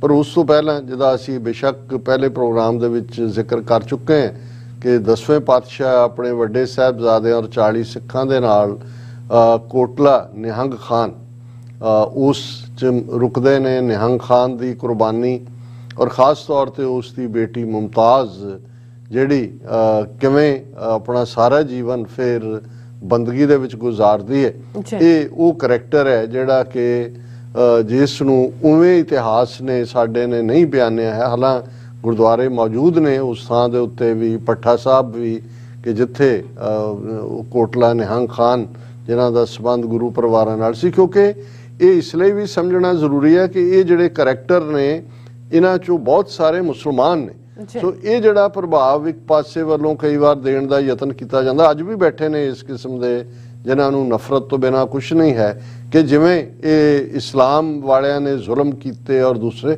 ਉਹ ਤਾਂ ਮਜ਼ਹਬ ਦੀ ਆੜ ਲੈ ਕੇ ਬੇਸ਼ੱਕ ਉਹ ਇਸਲਾਮ ਵਾਲਿਆਂ ਨੇ ਉਦੋਂ ਕੀਤੇ ਜਾਂ ਅੱਜ ਹਿੰਦੂ ਦਾ ਮਜ਼ਹਬ ਦਾ ਸਹਾਰਾ, ਲੜਾਈ ਜ਼ੁਲਮ ਦੇ ਨਾਲ ਸੀ। ਸੋ ਇਹ ਬੀਬੀ ਮੁਮਤਾਜ਼ ਔਰ ਨਿਹੰਗ ਕੋਟਲੇ ਦੇ ਨਿਹੰਗ ਖਾਨ, ਇਹਨਾਂ ਦੀ ਕੁਰਬਾਨੀ ਨੂੰ ਵੀ ਪੰਥ ਕਦੇ ਭੁੱਲਿਆ ਨਹੀਂ ਹੈ ਔਰ ਭੁੱਲਣਾ ਚਾਹੀਦਾ ਵੀ ਨਹੀਂ ਹੈ। ਫਿਰ ਇਹ ਜਿਵੇਂ ਮਾਤਾ ਗੁਜਰੀ ਔਰ ਛੋਟੇ ਸਾਹਿਬਜ਼ਾਦੇ ਜਦੋਂ ਉਹ ਵਿਛੜਦੇ ਨੇ, ਖੱਚਰ ਦੇ ਉੱਤੇ ਕੁਛ ਸਮਾਨ ਹੈ, ਮਾਤਾ ਜੀ ਨੇ, ਜ਼ੋਰਾਵਰ ਸਿੰਘ, ਫਤਿਹ ਸਿੰਘ ਹੈ, ਔਰ ਜਿਹੜੀ ਪਹਿਲੀ ਰਾਤ ਸਰਸਾ ਦੇ ਕੰਢੇ ਜਦੋਂ ਕਿ ਉਹ ਤੁਰੇ ਜਾਂਦੇ ਨੇ, ਕਿਉਂਕਿ ਰਾਤ ਦੇ ਹਨੇਰੇ ਦੇ ਵਿੱਚ ਹੀ ਉਹ ਹਮਲਾ ਹੁੰਦਾ ਹੈ, ਤੇ ਉਹ ਜਿਹੜੇ ਰਾਤ ਦੇ ਆਵਰਜ਼ ਕੁੰਮਾ ਮਾਸ਼ਕੀ ਉਸ ਦੀ ਕੁੱਲੀ 'ਚ ਝੁੱਗੀ 'ਚ ਗੁਜ਼ਾਰਨ ਦਾ ਜ਼ਿਕਰ ਜਿਹੜਾ ਉਹ ਮਿਲਦਾ। ਹਾਲਾਂ ਇਸ ਕੁੰਮੇ ਦਾ ਮਾਸ਼ਕ ਲਫ਼ਜ਼ ਕਿਉਂਕਿ ਬਹੁਤ ਸਾਰੀ ਨਵੀਂ ਜਨਰੇਸ਼ਨ ਵਾਲਿਆਂ ਲਈ ਤਾਂ ਮਸ਼ਕ ਜਿਹੜੀ ਅਸੀਂ ਪਾਣੀ ਦੀ ਮਸ਼ਕ ਪੁਰਾਣੇ ਵੇੜਿਆਂ 'ਚ ਚਮੜੇ ਦੀ ਉਸ ਦੇ ਵਿੱਚ ਪਾਣੀ ਰੱਖਿਆ ਜਾਂਦਾ ਸੀ, ਠੰਡਾ ਵੀ ਰਹਿੰਦਾ ਸੀ ਔਰ ਉਹ ਸਰਵ ਕੀਤਾ ਜਾਂਦਾ ਸੀ। ਖੇਤਾਂ 'ਚ ਜਾਣ ਵੇਲੇ ਵੀ ਜਿਹੜੇ ਨੇ ਉਹ ਕਿਸਾਨ ਲਾੜ ਲੈ ਜਾਂਦੇ ਸੀ, ਜੰਗਾਂ ਦੇ ਵਿੱਚ ਵੀ, ਔਰ ਪਾਣੀ ਸਪਲਾਈ ਕਰਨ ਲਈ ਵੀ ਮਸ਼ਕ ਦਾ ਇਸਤੇਮਾਲ ਕੀਤਾ ਜਾਂਦਾ ਸੀ। ਔਰ ਇਸੇ ਹੀ ਜਿਹੜਾ ਮਸ਼ਕ ਰੱਖਣ ਵਾਲਾ ਉਹਨਾਂ ਨੂੰ ਮਾਸ਼ਕੀ ਕਹਿੰਦੇ ਸੀ। ਇਹਨਾਂ ਨੂੰ ਹੀ ਜਿਹੜਾ ਹੈ ਉਹ ਪਰਸ਼ੀਅਨ ਜਾਂ ਉਰਦੂ ਦੇ ਵਿੱਚ ਸਕਾ ਵੀ ਕਿਹਾ ਜਾਂਦਾ। ਔਰ ਕਈ ਵਾਰ ਜਦੋਂ ਇੱਕ ਮਾਸ਼ਕੀ ਨੂੰ ਇੱਕ ਦਿਨ ਦਾ ਰਾਜ ਦਿੱਤਾ ਸੀ ਤਾਂ ਉਸ ਬਾਰੇ ਹਿੱਸਾ ਹੁੰਦਾ ਬੱਚੇ ਸੱਕੇ ਦੀ ਹਕੂਮਤ, ਕਿ ਜੀ ਬੱਚੇ ਸੱਕੇ ਦੇ, ਸੱਕਾ ਮਾਸ਼ਕੀ ਦੇ ਲਈ ਲਫ਼ਜ਼ ਹੈ। ਔਰ ਇਹ ਜਿਹੜਾ ਕੁੰਮਾ ਮਾਸ਼ਕੀ ਦਾ ਨਾਂ ਕਰੀਮ ਖਾਨ ਵੀ ਆਂਦਾ। ਸੋ ਜ਼ਾਹਰ ਹੈ ਕਿ ਇਹ ਉਹਨੇ ਕਿਵੇਂ ਸਰਵ ਕੀਤਾ, ਉਹਦੀ ਜਿਹੜੀ ਹੈ ਘਰਵਾਲੀ ਨੇ ਵੀ ਕਿਵੇਂ ਸੇਵਾ ਕੀਤੀ। ਸੋ ਅਸੀਂ ਸਮਝਦੇ ਹਾਂ ਵੀ ਇਹ ਉਹ ਕਰੈਕਟਰ ਨੇ ਜਿਨ੍ਹਾਂ ਨੂੰ ਰੈਕਗਨਾਈਜ਼ ਕਰਨਾ ਬਣਦਾ। ਔਰ ਫਿਰ ਇਹ ਵੀ ਆਂਦਾ ਵੀ ਜਦੋਂ ਕੁੰਮੇ ਮਾਸ਼ਕੀ ਦੇ ਕੋਲ ਰੁਕੇ ਤੇ ਜਿਹੜੀ ਖਾਣਾ ਬਣਾਉਣ ਦੀ ਜਾਂ ਲੈ ਕੇ ਜੋ ਆਏ ਮਾਈ ਲక్ష్ਮੀ, ਉਹਨਾਂ ਦੀ ਸੇਵਾ ਦਾ ਜ਼ਿਕਰ ਹੈ। ਔਰ ਇੱਕ ਪਾਰਟ ਜਿਹੜਾ ਅਸੀਂ ਕਿਉਂਕਿ ਸਰਹੰਦ ਦਾ ਜ਼ਿਕਰ ਕਰਦੇ ਹਾਂ ਸਾਕਾ ਸਰਹੰਦ ਦਾ ਹੋਰ ਵੇਰਵੇ ਨਾਲ ਗੱਲ ਕਰਾਂਗੇ। ਜਿਹੜਾ ਖਾਸ ਤੌਰ ਤੇ ਮੋਤੀ ਲਾਲ ਮਹਿਰਾ, ਉਹਨਾਂ ਦਾ ਜ਼ਿਕਰ ਤਾਂ ਹੁਣ ਹੁੰਦਾ ਉਹਨਾਂ ਦੀ ਯਾਦ 'ਚ, ਜਿਹੜੇ ਹੁਣ ਮਹਿਰਾ ਅਕਸਰ ਇਹ ਲਫ਼ਜ਼ ਕੁਛ ਹਿੱਸੇ 'ਚ ਮਹਿਰਾ ਕੁਛ ਝੂਰ ਵਰਤਿਆ ਜਾਂਦਾ ਹੈ ਪਾਣੀ ਭਰਨ ਦੀ ਸੇਵਾ ਜਾਂ ਕੁਕਿੰਗ ਜਾਂ ਦੂਜੀ। ਆਲਰੇਡੀ ਜੇਲ੍ਹ ਜਿਹੜੀ ਸੀ ਸਰਹੰਦ ਦੀ ਉਹਦੇ 'ਚ ਇਹ ਪ੍ਰਸ਼ਾਦਾ ਪਾਣੀ, ਔਰ ਉਸ ਪੀਰੀਅਡ 'ਚ ਵੀ ਇੱਕ ਪਾਰਟ ਹਮੇਸ਼ਾ ਡਿਫਰੈਂਟ ਰਿਹਾ ਹੈ ਕਿ ਜਿਹੜਾ ਹਿੰਦੂਆਂ ਦਾ ਗੈਰ ਮੁਸਲਮਾਨਾਂ ਦਾ ਖਾਣਾ ਬਣਾਉਣ ਦੇ ਲਈ ਜਾਂ ਜਿਹੜੇ ਬਹੁਤ ਹਾਇਰ ਸੀ ਉਹ ਤਾਂ ਬ੍ਰਾਹਮਣ ਹੀ ਹੁੰਦੇ ਸੀ, ਉਹਨਾਂ ਦੇ ਬਹੁਤ ਸਾਰੇ ਝੂਰ ਹੁੰਦੇ ਸੀ ਜਾਂ ਮਹਿਰੇ ਹੁੰਦੇ ਸੀ। ਜੇਲ੍ਹਾਂ 'ਚ ਵੀ ਜਿਹੜੇ ਕੈਦੀ ਜਿਹੜੇ ਨੇ ਉਹ ਹਿੰਦੂ ਨੇ ਜਾਂ ਦੂਜੇ, ਉਹਨਾਂ ਲਈ ਨਾਨ ਮੁਸਲਿਮ ਹੀ, ਕਿਉਂਕਿ ਹਿੰਦੂਆਂ ਨੇ ਤਾਂ ਉਹ ਬਿਲਕੁਲ ਸੈਪਰੇਟ ਕੀਤਾ ਸੀ, ਮੁਸਲਮਾਨਾਂ ਦੇ ਹੱਥ ਦਾ ਬਣਿਆ ਨਹੀਂ ਸੀ ਖਾਂਦੇ। ਸੋ ਮੋਤੀ ਲਾਲ ਮਹਿਰਾ ਨੇ ਕਿਵੇਂ ਸਰਵ ਕੀਤਾ, ਕਿਵੇਂ ਉਹਨਾਂ ਨੇ ਜਾ ਕੇ ਉਹਨਾਂ ਬੱਚਿਆਂ ਨੂੰ ਆਪਣੀ ਘਰ ਵਾਲੀ ਦੇ ਗਹਿਣੇ ਵੇਚ ਕੇ ਦੂਸਰੇ ਜਿਹੜਾ ਉਹ ਜੇਲਰ ਰਾਹੀਂ ਠੰਡੇ ਬੁਰਜ ਤੱਕ ਪਹੁੰਚ ਕੀਤੀ, ਦੁੱਧ ਦੀ ਸੇਵਾ ਕੀਤੀ। ਇਹ ਵੀ ਕਿਉਂਕਿ ਕਰੈਕਟਰ ਇਹਨਾਂ ਦਾ ਜਿਹੜਾ ਹੁਣ ਜ਼ਿਕਰ ਹੁੰਦਾ ਹੈ, ਹਿਸਟੋਰੀਕਲ ਇੱਕ ਪਰਸਨੈਲਿਟੀ ਬਣੇ ਨੇ। ਈਵਨ ਇੱਕ ਜਿਹੜੀ ਮੈਂ ਸੁਰਤ ਦੇ ਖੰਭਾਂ ਤੇ ਜਾ ਕੇ ਹਿਸਟਰੀ ਦੀ ਗੱਲ ਹੈ, ਭਾਈ ਵੀਰ ਸਿੰਘ ਜੀ ਨੇ ਕਲਗੀਧਰ ਚਮਤਕਾਰ ਦੇ ਵਿੱਚ ਵਜ਼ੀਰ ਖਾਂ ਜਿਹੜਾ ਫਤਵਾ ਦਿੰਦਾ ਹੈ ਸਾਹਿਬਜ਼ਾਦਿਆਂ ਦੀ ਸ਼ਹਾਦਤ ਦਾ, ਉਹਦੀ ਬੇਗਮ ਜ਼ੈਨਬ ਜਿਹਦਾ ਨਾਂ ਕਿਹਾ ਜਾਂਦਾ ਹੈ, ਜਿਸ ਦਾ ਓਰੀਜਨ ਬਿਲਾਸਪੁਰ ਰਿਆਸਤ ਦੇ ਇੱਕ ਰਾਜਪੂਤ ਪਰਿਵਾਰ ਦੇ ਨਾਲ ਸੀ, ਪਰ ਵਜ਼ੀਰ ਖਾਂ ਨੇ ਉਸ ਨੂੰ ਆਪਣੀ ਬੇਗਮ ਬਣਾਇਆ ਜ਼ਬਰਦਸਤੀ ਜਾਂ ਜੋ ਵੀ ਉਸ ਜ਼ਮਾਨੇ ਦਾ ਤਰੀਕਾ ਸੀ। ਕਿ ਇਹ ਬੀਬੀ ਨੇ ਵੀ, ਜ਼ੈਨਬ ਨੇ ਜਿਹੜੀ ਵਜ਼ੀਰ ਖਾਂ ਦੀ ਫਿਰ ਲਾਡਲੀ ਬੇਗਮ ਸੀ, ਉਹਨੇ ਬਹੁਤ ਕੋਸ਼ਿਸ਼ ਕੀਤੀ ਆਪਣੇ ਘਰ ਵਾਲਿਆਂ ਨੂੰ ਸਮਝਾਉਣ ਦੀ ਕਿ ਵੀ ਇਹ ਤੂੰ ਕੰਮ ਨਾ ਕਰ ਜੋ ਤੂੰ ਸਾਹਿਬਜ਼ਾਦਿਆਂ ਨਾਲ ਜਾਂ ਕਰ ਰਹੇ।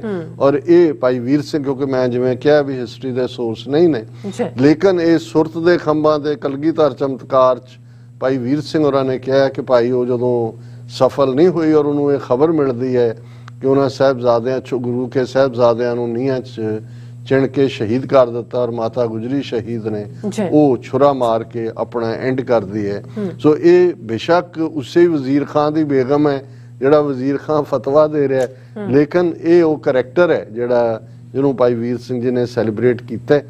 ਇਸੇ ਤਰ੍ਹਾਂ ਜਦੋਂ ਅਸੀਂ ਨਬੀ ਖਾਨ ਗਨੀ ਖਾਨ ਮਾਛੀਵਾੜੇ ਦਾ ਅਸੀਂ ਜ਼ਿਕਰ ਕੀਤਾ ਹੈ, ਇਹ ਦੋ ਪਠਾਨ ਭਰਾ ਜਿਹੜੇ ਅਲਟੀਮੇਟਲੀ ਨਿਹੰਗ ਖਾਨ ਦੇ ਨਾਲ ਹੀ ਰਿਲੇਟਡ ਨੇ, ਕਿਵੇਂ ਗੁਰੂ ਸਾਹਿਬ ਦੇ ਕੋਲ ਆ ਕੇ ਗੁਰੂ ਸਾਹਿਬ ਮਾਛੀਵਾੜੇ ਦੇ ਵਿੱਚ ਜਿਹੜੇ ਦੋ ਮਸੰਦ ਰਹੇ ਸੀ ਕਿਸੇ ਵੇਲੇ, ਗੁਲਾਬਾ ਔਰ ਪੰਜਾਬਾ, ਔਰ ਜਦੋਂ ਗੁਰੂ ਸਾਹਿਬ ਨੇ ਮਸੰਦ ਸਿਸਟਮ ਖਤਮ ਕੀਤਾ ਹੈ, ਜ਼ਾਹਰ ਹੈ ਇੱਥੇ ਖੇਤੀਬਾੜੀ ਕਰਨ ਲੱਗ ਗਏ, ਉਹਨਾਂ ਨੇ ਗੁਰੂ ਸਾਹਿਬ ਦੀ ਖਿਦਮਤ ਕੀਤੀ, ਗੁਰੂ ਸਾਹਿਬ ਉਤਰੇ ਉਹਨਾਂ ਦੇ ਬਾਗ ਦੇ ਵਿੱਚ ਹੀ।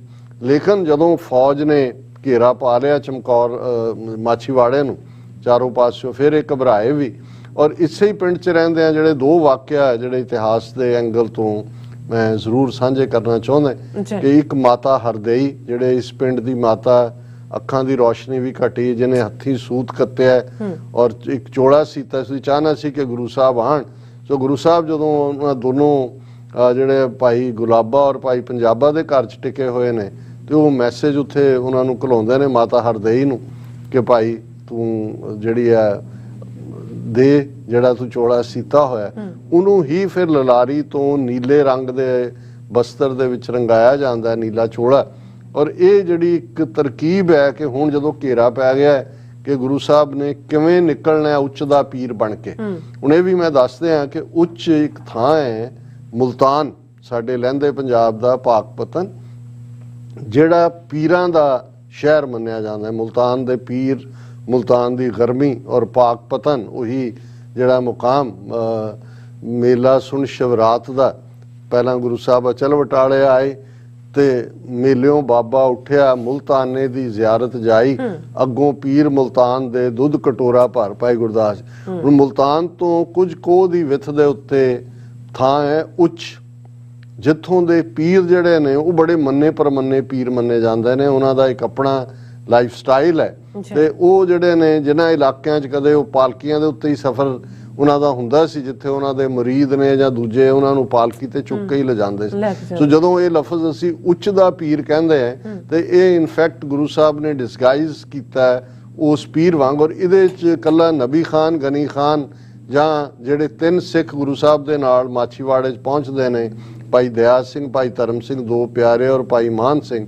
ਪਰ ਇੱਥੇ ਦੋ ਜਿਹੜੇ ਨੇ ਵੱਡਿਆਂ ਮੁਸਲਮਾਨਾਂ ਦਾ ਜ਼ਿਕਰ ਆਉਂਦਾ ਹੈ, ਸੈਯਦ ਪੀਰ ਮੁਹੰਮਦ ਨੂਰਪੁਰੀ ਔਰ ਪੀਰ ਚਿਰਾਗ ਸ਼ਾਹ ਅਜਮੇਰ ਵਾਲੇ, ਇਹ ਵੀ ਨਬੀ ਖਾਨ ਗਨੀ ਖਾਨ ਇਹਨਾਂ ਨੂੰ ਸੱਦ ਲੈਂਦੇ ਨੇ ਕਿ ਇਹ ਸਾਡੇ ਹੁਣ ਜ਼ਿੰਮੇ ਹੈ। ਔਰ ਨਬੀ ਖਾਨ ਗਨੀ ਖਾਨ ਦੇ ਘਰ ਵੀ ਜਦੋਂ ਟਿਕਦੇ ਨੇ ਤਾਂ ਉਹਨਾਂ ਦੀ ਮਾਤਾ ਜਦੋਂ ਉਹਨੂੰ ਪਤਾ ਲੱਗਦਾ ਹੈ ਉਸੇ ਘਰ 'ਚ ਹੀ ਹੈ, ਤਾਂ ਆਪਣੇ ਪੁੱਤਰਾਂ ਨੂੰ ਕਹਿੰਦੇ ਆ ਵੀ ਹੁਣ ਤੁਸੀਂ ਆਪਣੀ ਜਾਨ ਤੇ ਖੇਡ ਕੇ ਵੀ ਇਹ ਗੁਰੂ ਸਾਹਿਬ ਦੀ ਸੇਵਾ ਕਰ। ਸੋ ਇਹ ਛੋਟੇ ਕਰੈਕਟਰ ਨਹੀਂ ਨੇ। ਅਸੀਂ ਅੱਜ ਦੇ ਕੰਟੈਕਸਟ ਜਦੋਂ ਜਿਵੇਂ ਤੁਸੀਂ ਕਹੇ ਕਿ ਉਹ ਅਣਗੌਲੇ ਸਾਡੇ ਪਰਿਵਾਰ, ਜੇ 10 ਸਾਲ ਮੂਵਮੈਂਟ 1984-85 ਤੋਂ 1994-95 ਤੱਕ ਚੱਲੀ, 50,000 ਤੋਂ ਜ਼ਿਆਦਾ ਸਿੱਖ ਨੌਜਵਾਨ ਜੁਝਾਰੂ ਜਿਹੜੇ ਅਣਪਛਾਤੀਆਂ ਲਾਸ਼ਾਂ ਕਹਿ ਕੇ ਮਾਰੇ ਗਏ। ਪੰਜਾਬ 'ਚ ਕੋਈ ਜੰਗਲ ਤੇ ਨਹੀਂ ਨੇ, ਦਰਿਆ ਨਹੀਂ ਨੇ ਜਿਹੜੇ ਪੰਜਾਬ ਦੇ ਵਿੱਚ, ਕੋਈ ਹੋਰ ਡੈਜ਼ਰਟ ਨਹੀਂ ਹੈ ਜਿੱਥੇ ਤੁਸੀਂ ਲੁਕਣਾ। ਕਿੱਥੇ ਰਹਿੰਦੇ ਸੀ? ਉਹਨਾਂ ਹੀ ਪਰਿਵਾਰਾਂ ਨੇ ਜਿਨ੍ਹਾਂ ਨੂੰ ਪਤਾ ਸੀ ਕਿ ਭਾਈ ਸਾਡਾ ਘਾਣ ਬੱਚਾ ਪੀੜ ਦੇਣਾ। ਕਿਉਂਕਿ ਅੱਜ ਵੀ ਭਾਈ ਗੋਬਿੰਦਰ ਸਿੰਘ ਹੋਰਾਂ ਨਾਲ ਡਾਲਸ ਗੱਲ ਹੋ ਰਹੀ ਸੀ ਤੇ ਉਹ ਮੈਨੂੰ ਕਹਿੰਦੇ ਕਿ ਵੀ ਤੁਹਾਡਾ ਜਿਹੜਾ ਅੰਦਾਜ਼ ਹੈ, ਜਦੋਂ ਤੁਸੀਂ ਇਹ ਯਾਦ ਦਹਾਨੀ ਕਰਵਾਈ ਵੀ ਆਪਣਿਆਂ ਨੂੰ, ਅੱਜ ਠੀਕ ਹੈ ਅਸੀਂ ਕਿੱਸਾ ਸੁਣਦੇ ਹਾਂ, ਵਿਰਾਗ 'ਚ ਹੁੰਦੇ, ਪਰ ਆਪਣੇ ਕਿਉਂ ਨਹੀਂ ਨਜ਼ਰ ਆਉਂਦੇ ਵੀ ਜੇਲ੍ਹਾਂ 'ਚ ਡੱਕੇ ਹੋਏ ਨੇ, ਸਾਡਾ ਲੱਖ ਤੋਂ ਜ਼ਿਆਦਾ ਨੌਜਵਾਨ ਮਾਰਿਆ।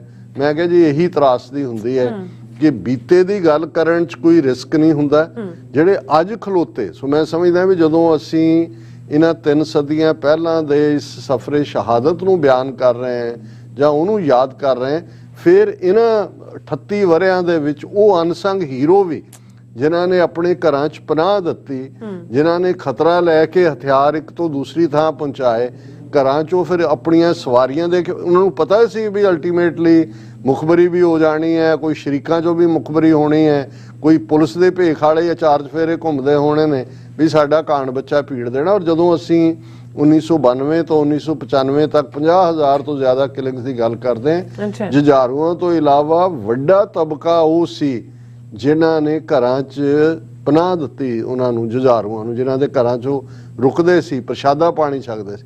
ਉਹਨਾਂ ਦਾ ਵੀ ਇਹ ਨਹੀਂ ਕਿ ਉਹਨਾਂ ਦੇ ਹੀ ਟੱਬਰਾਂ ਨੂੰ, ਉਹਨਾਂ ਨੇ ਉਹਨਾਂ ਦੀਆਂ ਬੱਚੀਆਂ ਜਿੱਥੇ ਵਿਆਹੀਆਂ ਸੀ ਉਹਨਾਂ ਨੂੰ ਚੁੱਕ ਲਿਆ, ਉਹਨਾਂ ਦੇ ਜਵਾਈਆਂ ਨੂੰ ਚੁੱਕ ਲਿਆ। 3 ਥਾਵਾਂ ਤੋਂ ਯੂਪੀ ਤੱਕ ਜਾ ਕੇ ਉਹਨਾਂ ਨੇ ਪੂਰਾ ਜਿਹੜਾ ਸੀ ਉਹ ਸਫਾਇਆ ਕੀਤਾ ਕਿ ਭਾਈ ਇਹਨਾਂ ਦੇ ਹਮਦਰਦ ਵੀ ਕੋਈ ਨਾ ਬਚਣ। ਸੋ ਅਸੀਂ ਜਦੋਂ ਇਹਨਾਂ ਨੂੰ ਯਾਦ ਕਰ ਰਹੇ ਹਾਂ, ਉਹ ਭਾਈ ਕੁੰਮਾ ਮਾਸ਼ਕੀ ਹੋਏ ਜਾਂ ਮਾਤਾ ਹਰਦਈ ਹੋਏ ਜਾਂ ਭਾਈ ਗੁਲਾਬਾ ਭਾਈ ਪੰਜਾਬਾ ਹੋਏ ਜਾਂ ਨਬੀ ਖਾਨ ਗਨੀ ਖਾਨ, ਇਹ ਕੋਈ ਛੋਟੇ ਕਰੈਕਟਰ ਨਹੀਂ ਉਹਨਾਂ ਜ਼ਮਾਨੇ 'ਚ। ਔਰ ਮੈਂ ਮੁਸਲਮਾਨ ਕਰੈਕਟਰਸ ਨੂੰ ਇਸ ਲਈ ਵੀ ਇੰਪੋਰਟੈਂਟ ਸਮਝਦਾ ਕਿ ਭਾਈ ਉਹ ਤਾਂ ਉਸ ਹਕੂਮਤ ਤਾਂ ਜਿਹੜੀ ਸੀ ਉਹ ਤਾਂ ਆਪਣਾ ਕੰਮ ਕਰ ਰਹੀ ਸੀ, ਲੇਕਿਨ ਉਹ ਉਹਨਾਂ ਨੇ ਕਿਵੇਂ ਆਪਣੀਆਂ ਜ਼ਿੰਦਗੀਆਂ ਖਤਰੇ 'ਚ ਪਾਈਆਂ ਕਿਉਂਕਿ ਉਹ ਸੱਚੇ ਮੁਸਲਮਾਨ ਸੀ। ਉਹਨਾਂ ਨੂੰ ਇਹ ਪਤਾ ਸੀ ਕਿ ਗੁਰੂ ਸੱਚ ਹੱਕ ਇਨਸਾਫ ਦੇ ਰਸਤੇ ਤੇ ਨੇ। ਔਰ ਮੈਂ ਇਸ ਸਾਰੇ ਨੂੰ ਕਨਕਲੂਡ ਕਰਨ ਤੋਂ ਪਹਿਲਾਂ, ਜਦੋਂ ਉੱਚ ਦਾ ਪੀਰ ਬਣਾ ਕੇ ਨੀਲਾ ਬਾਣਾ ਹੈ ਔਰ ਗੁਰੂ ਸਾਹਿਬ ਦੋ ਅੱਗੋਂ ਉਹਨਾਂ ਦੀ ਜਿਹੜੀ ਪਾਲਕੀ ਹੈ ਨਬੀ ਖਾਨ ਗਨੀ ਖਾਨ ਨੇ ਚੁੱਕੀ ਹੈ,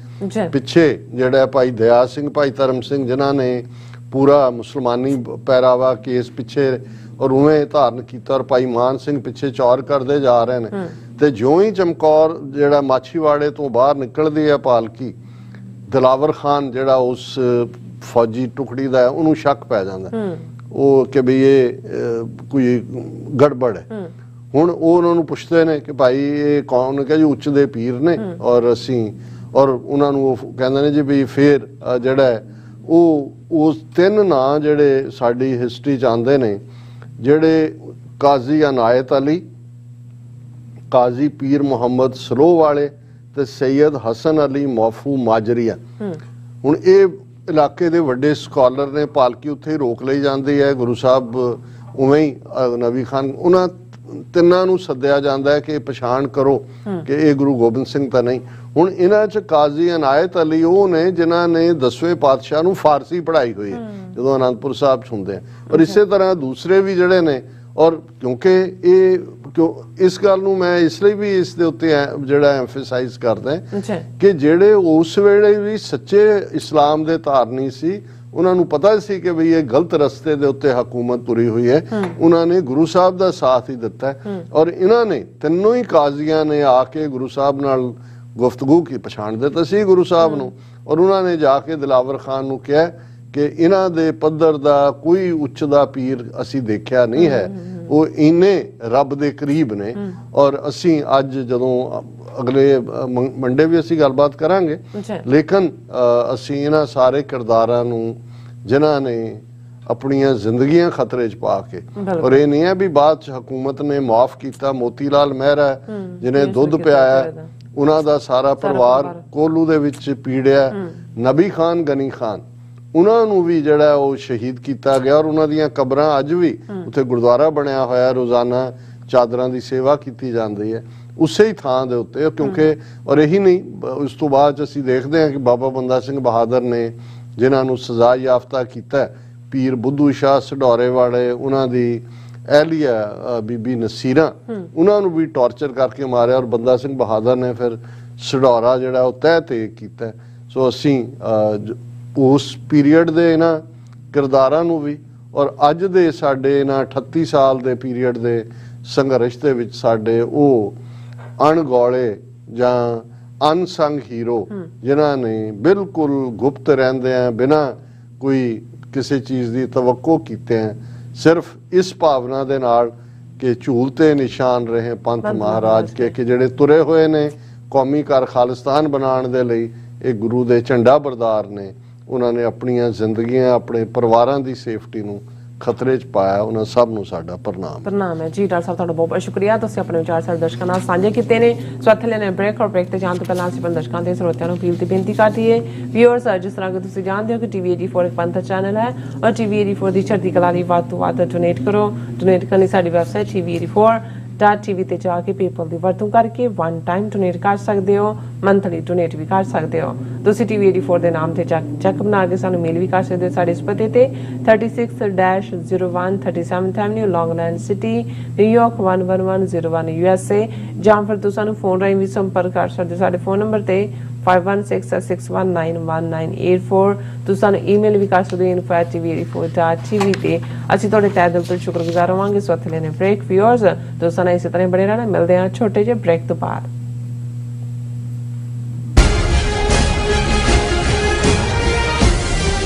ਕੀ ਤੁਸੀਂ ਰੋਜ਼ਾਨਾ ਕੰਮ ਤੇ ਆਪਣਾ ਵਧੇਰੇ ਸਮਾਂ ਬਿਤਾਉਣ ਤੋਂ ਪਰੇਸ਼ਾਨ ਹੋ? ਆਪਣੀ ਪੂੰਜੀ ਨੂੰ ਕੰਮ ਤੇ ਲਗਾਓ, ਸਾਡੇ ਨਾਲ ਇਨਵੈਸਟ ਕਰੋ। ਅਸੀਂ ਤੁਹਾਡੀ ਪੂੰਜੀ ਤੋਂ ਤੁਹਾਡੇ ਲਈ ਵਧੇਰੇ ਪੈਸੇ ਬਣਾ ਸਕਦੇ ਹਾਂ। ਅਸੀਂ ਪ੍ਰਾਈਵੇਟ ਇਕੁਇਟੀ ਇਨਵੈਸਟਮੈਂਟ ਫਰਮ ਹਾਂ ਤੇ ਕਮਰਸ਼ੀਅਲ ਰੀਅਲ ਏਸਟੇਟ ਵਿੱਚ ਮਾਹਿਰ ਹਾਂ। Property management, leasing, asset management, commercial real estate investment ਵਿੱਚ ਸਾਰੀਆਂ ਸੇਵਾਵਾਂ ਲਈ ਅਮਰੀਕਾ ਭਰ ਵਿੱਚੋਂ ਤੁਸੀਂ ਸਾਡੇ ਤੱਕ ਪਹੁੰਚ ਕਰ ਸਕਦੇ ਹੋ। ਆਜ਼ਾਦ ਕਮਰਸ਼ੀਅਲ ਰੀਅਲਟੀ ਸਰਵਿਸਿਜ਼ ਤੇ Azad family trust, 701 North Port Oak Road, suite number 204, Houston, Texas. ਤੁਸੀਂ ਸਾਨੂੰ ਸਾਡੇ ਫੋਨ ਨੰਬਰ 7136861277 ਤੇ ਵੀ ਸੰਪਰਕ ਕਰ ਸਕਦੇ ਹੋ। Azad commercial realty services. UK, Geneva, Italy, Austria ਅਤੇ ਕੈਨੇਡਾ ਤੋਂ ਬਾਅਦ ਖਾਲਿਸਤਾਨ ਰੈਫਰੈਂਡਮ ਦੀਆਂ ਵੋਟਾਂ ਦਾ ਅਗਲਾ ਪੜਾਅ ਆਸਟ੍ਰੇਲੀਆ।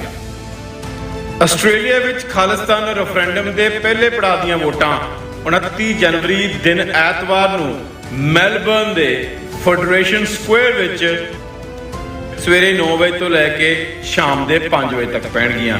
ਹੋਰ ਜਾਣਕਾਰੀ ਲਈ ਦਿੱਤੇ ਹੋਏ ਨੰਬਰਾਂ ਤੇ ਸੰਪਰਕ ਕਰ ਸਕਦੇ ਹੋ।